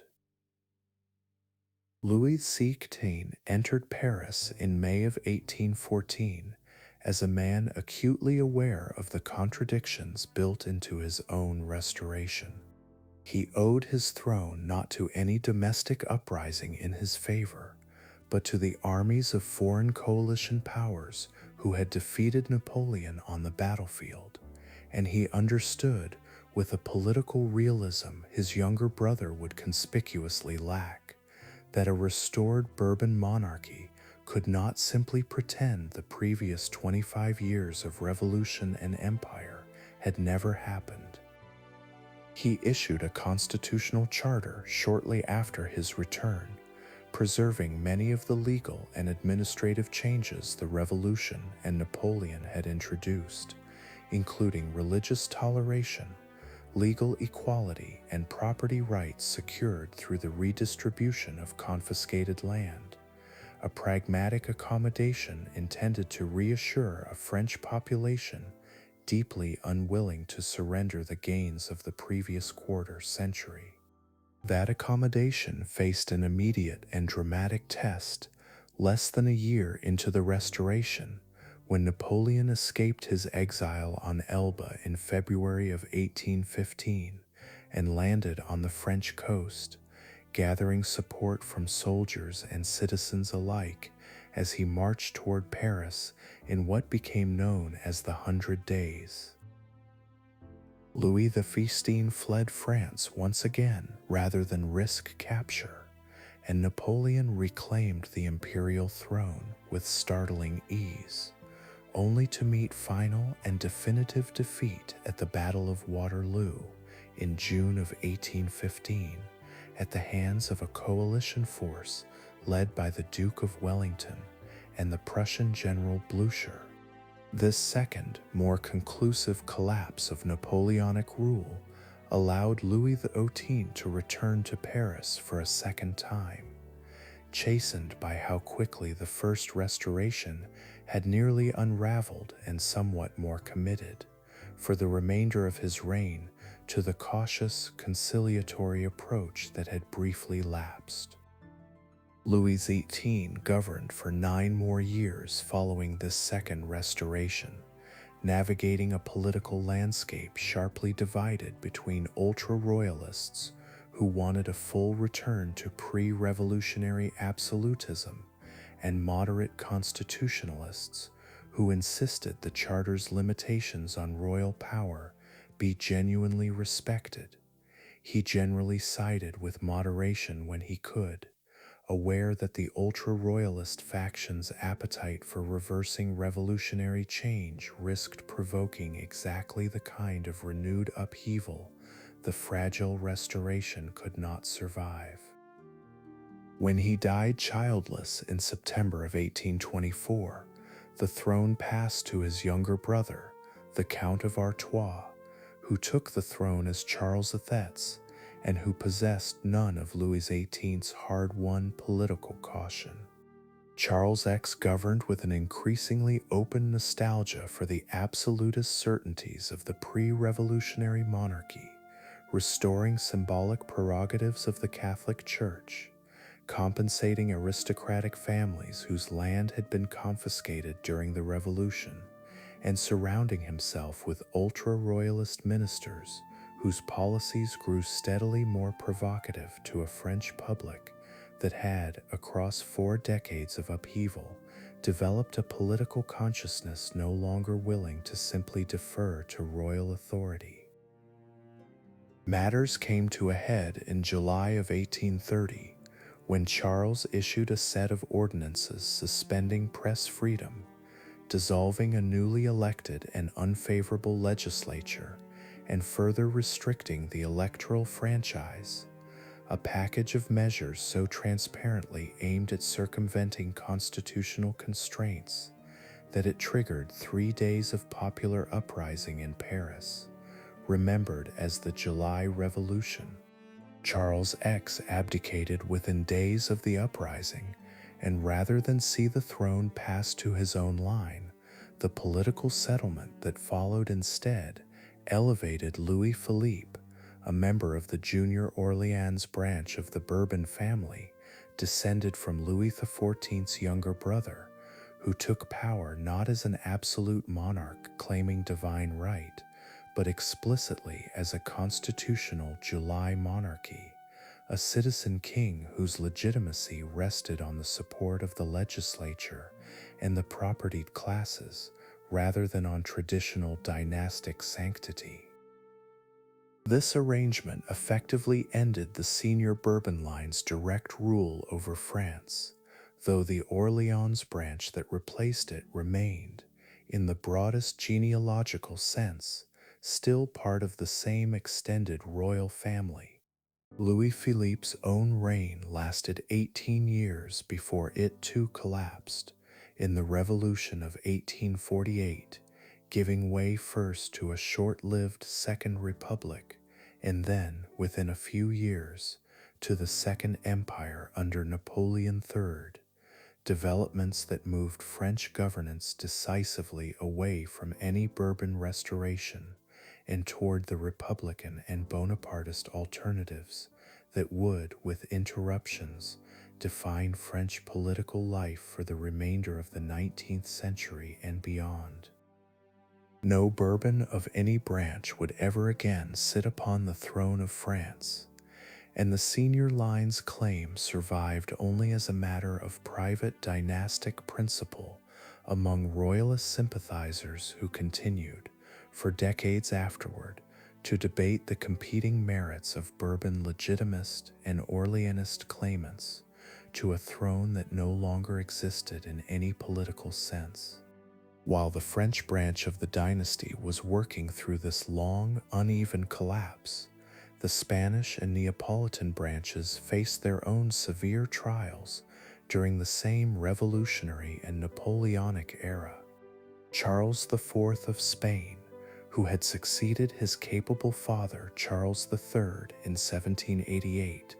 proved a weak and largely disengaged monarch dominated by his controversial chief minister Manuel de Godoy, and Spain's alliance with Napoleonic France, sealed through Godoy's diplomacy, eventually led to catastrophe when Napoleon, no longer trusting his supposed Spanish ally, forced both Charles IV and his son Ferdinand to abdicate in 1808 and installed his own brother Joseph Bonaparte on the Spanish throne instead. This act of naked dynastic theft provoked the Peninsular War, a brutal 6-year conflict fought across the Iberian Peninsula in which Spanish guerrilla resistance, combined with British military intervention under the Duke of Wellington, gradually ground down the French occupation until Napoleon's broader collapse allowed Ferdinand VII to reclaim the Spanish throne in 1814. Ferdinand's restored reign proved reactionary and repressive, reversing liberal constitutional reforms that had been enacted during his absence, and governing through methods severe enough to provoke recurring liberal uprisings throughout the 1820s, while Spain's American colonies, taking advantage of the chaos of these years, launched the independence movements that would, across the following decades, strip Spain of nearly the entirety of its once vast American empire. Ferdinand VII's death in 1833 without a surviving son, but with a young daughter, Isabella II, triggered a succession crisis of a distinctly Bourbon character, since Ferdinand's brother Carlos rejected the legitimacy of a female succession and claimed the throne for himself instead, launching the first of what would become a series of Carlist wars. Prolonged and bloody civil conflicts fought intermittently across Spain for much of the 19th century between supporters of the main Bourbon line, now represented by Isabella and her descendants, and the traditionalist Carlist claimants who continued to challenge that line's legitimacy well into the 20th century in occasional, increasingly marginal uprisings. The Kingdom of the Two Sicilies, meanwhile, endured its own severe trials during the same Napoleonic period, with Ferdinand IV, the Lazzarone king whose reign had begun so many decades earlier under Tanucci's regency, forced to flee mainland Naples entirely in 1806, when French forces installed first Napoleon's brother Joseph Bonaparte and later his brother-in-law Joachim Murat as rulers of Naples, while Ferdinand himself retained only the island of Sicily, protected there by British naval power throughout the Napoleonic Wars. Ferdinand returned to reclaim the full Neapolitan throne following Napoleon's final defeat, formally merging his mainland and island territories in 1816 into a single unified kingdom of the Two Sicilies, and reigning with an increasingly conservative and repressive character that mirrored the reactionary drift of his Spanish Bourbon cousins during this same era. The Two Sicilies branch continued through most of the 19th century as one of the more politically repressive states in Europe, resisting the growing currents of Italian nationalism and liberal constitutionalism that were reshaping the broader peninsula throughout the 1840s and 1850s. And this resistance ultimately proved fatal to the dynasty's Italian throne when Giuseppe Garibaldi's famous military campaign of 1860 launched with a force of volunteers that landed in Sicily and swept northward through the mainland with startling speed, toppled the last Bourbon king of Naples, Francis II, within a matter of months. The Kingdom of the Two Sicilies was formally absorbed into the newly unified Kingdom of Italy the following year, bringing to a permanent end the Italian branch of the House of Bourbon that Charles III had first established over a century earlier, its royal family scattering into exile across various European courts, much as the senior French branch had done decades before them. Of all the Bourbon branches whose thrones had once stretched across France, Spain, and Italy, only the Spanish line survived the 19th century, still connected, however unevenly, to genuine royal authority, and even that survival came through a history marked by repeated interruption rather than any smooth, uncontested continuity. Isabella II's own reign ended in the Glorious Revolution of 1868, which forced her into exile and led briefly to a short-lived Spanish Republic before a restoration in 1874 returned the Bourbon line to the Spanish throne through Isabella's son, Alfonso V, beginning yet another chapter in a dynasty whose Spanish branch had by this point weathered exile, civil war, and republican interruption on a scale that would have seemed unimaginable to Philip V when he first crossed the Pyrenees in 1701. The Spanish Bourbon monarchy endured further severe disruption across the 20th century, with Alfonso XII's son, Alfonso XIII, eventually forced into exile in 1931 following the establishment of the Second Spanish Republic, a republic that would itself collapse into the catastrophic Spanish Civil War of the 1930s and give way to the long authoritarian dictatorship of Francisco Franco, who ruled Spain for nearly 4 decades without restoring the monarchy in any functioning sense, even as he formally maintained Spain's legal status as a kingdom awaiting an eventual royal successor of his own choosing.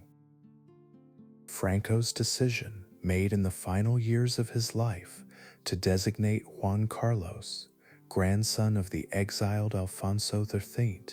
as his eventual successor, set in motion the final restoration of the Bourbon dynasty to genuine functioning authority in Spain, a restoration that occurred upon Franco's death in November of 1975, when Juan Carlos assumed the Spanish throne under circumstances that many observers, both in Spain and abroad, initially assumed would simply extend Franco's authoritarian system under a royal figurehead trained and selected by the dictator himself. That expectation proved dramatically mistaken. Juan Carlos, in one of the more genuinely surprising turns in modern European royal history, used his position not to preserve Franco's authoritarian legacy, but to actively guide Spain toward democratic transition, most decisively demonstrated in February of 1981, when a group of army officers attempted a coup d'état, seizing the Spanish parliament by force, and Juan Carlos, in a televised address broadcast to the entire nation, unambiguously condemned the coup and ordered the military to remain loyal to Spain's constitutional government, a decisive intervention widely credited with preventing the collapse of Spain's still fragile new democracy.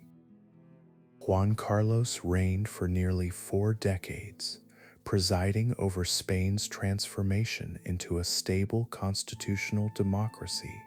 and a full member of the European Union, before abdicating in 2014 in favor of his son, who now reigns as Felipe VI, the current Spanish monarch and the direct descendant, across more than 3 centuries of exile, restoration, civil war, and renewed restoration of the same Philip, Duke of Anjou, who first crossed into Spain in 1701 as a 17-year-old grandson of Louis XIV. The House of Bourbon's full history, traced across its entire arc, tells a story that few other European dynasties can match for its combination of absolute triumph and total catastrophe. The family that once held the thrones of France, Spain, and Naples simultaneously, that built Versailles and Caserta as monuments to its own permanence, lost its French crown to the guillotine, lost its Neapolitan crown to Italian unification, and yet, through the surviving Spanish line, still occupies a European throne today, a living demonstration of how thoroughly a dynasty can fall and how improbably, against every apparent ending, some fragment of it can still endure. This concludes the House of Bourbon episode.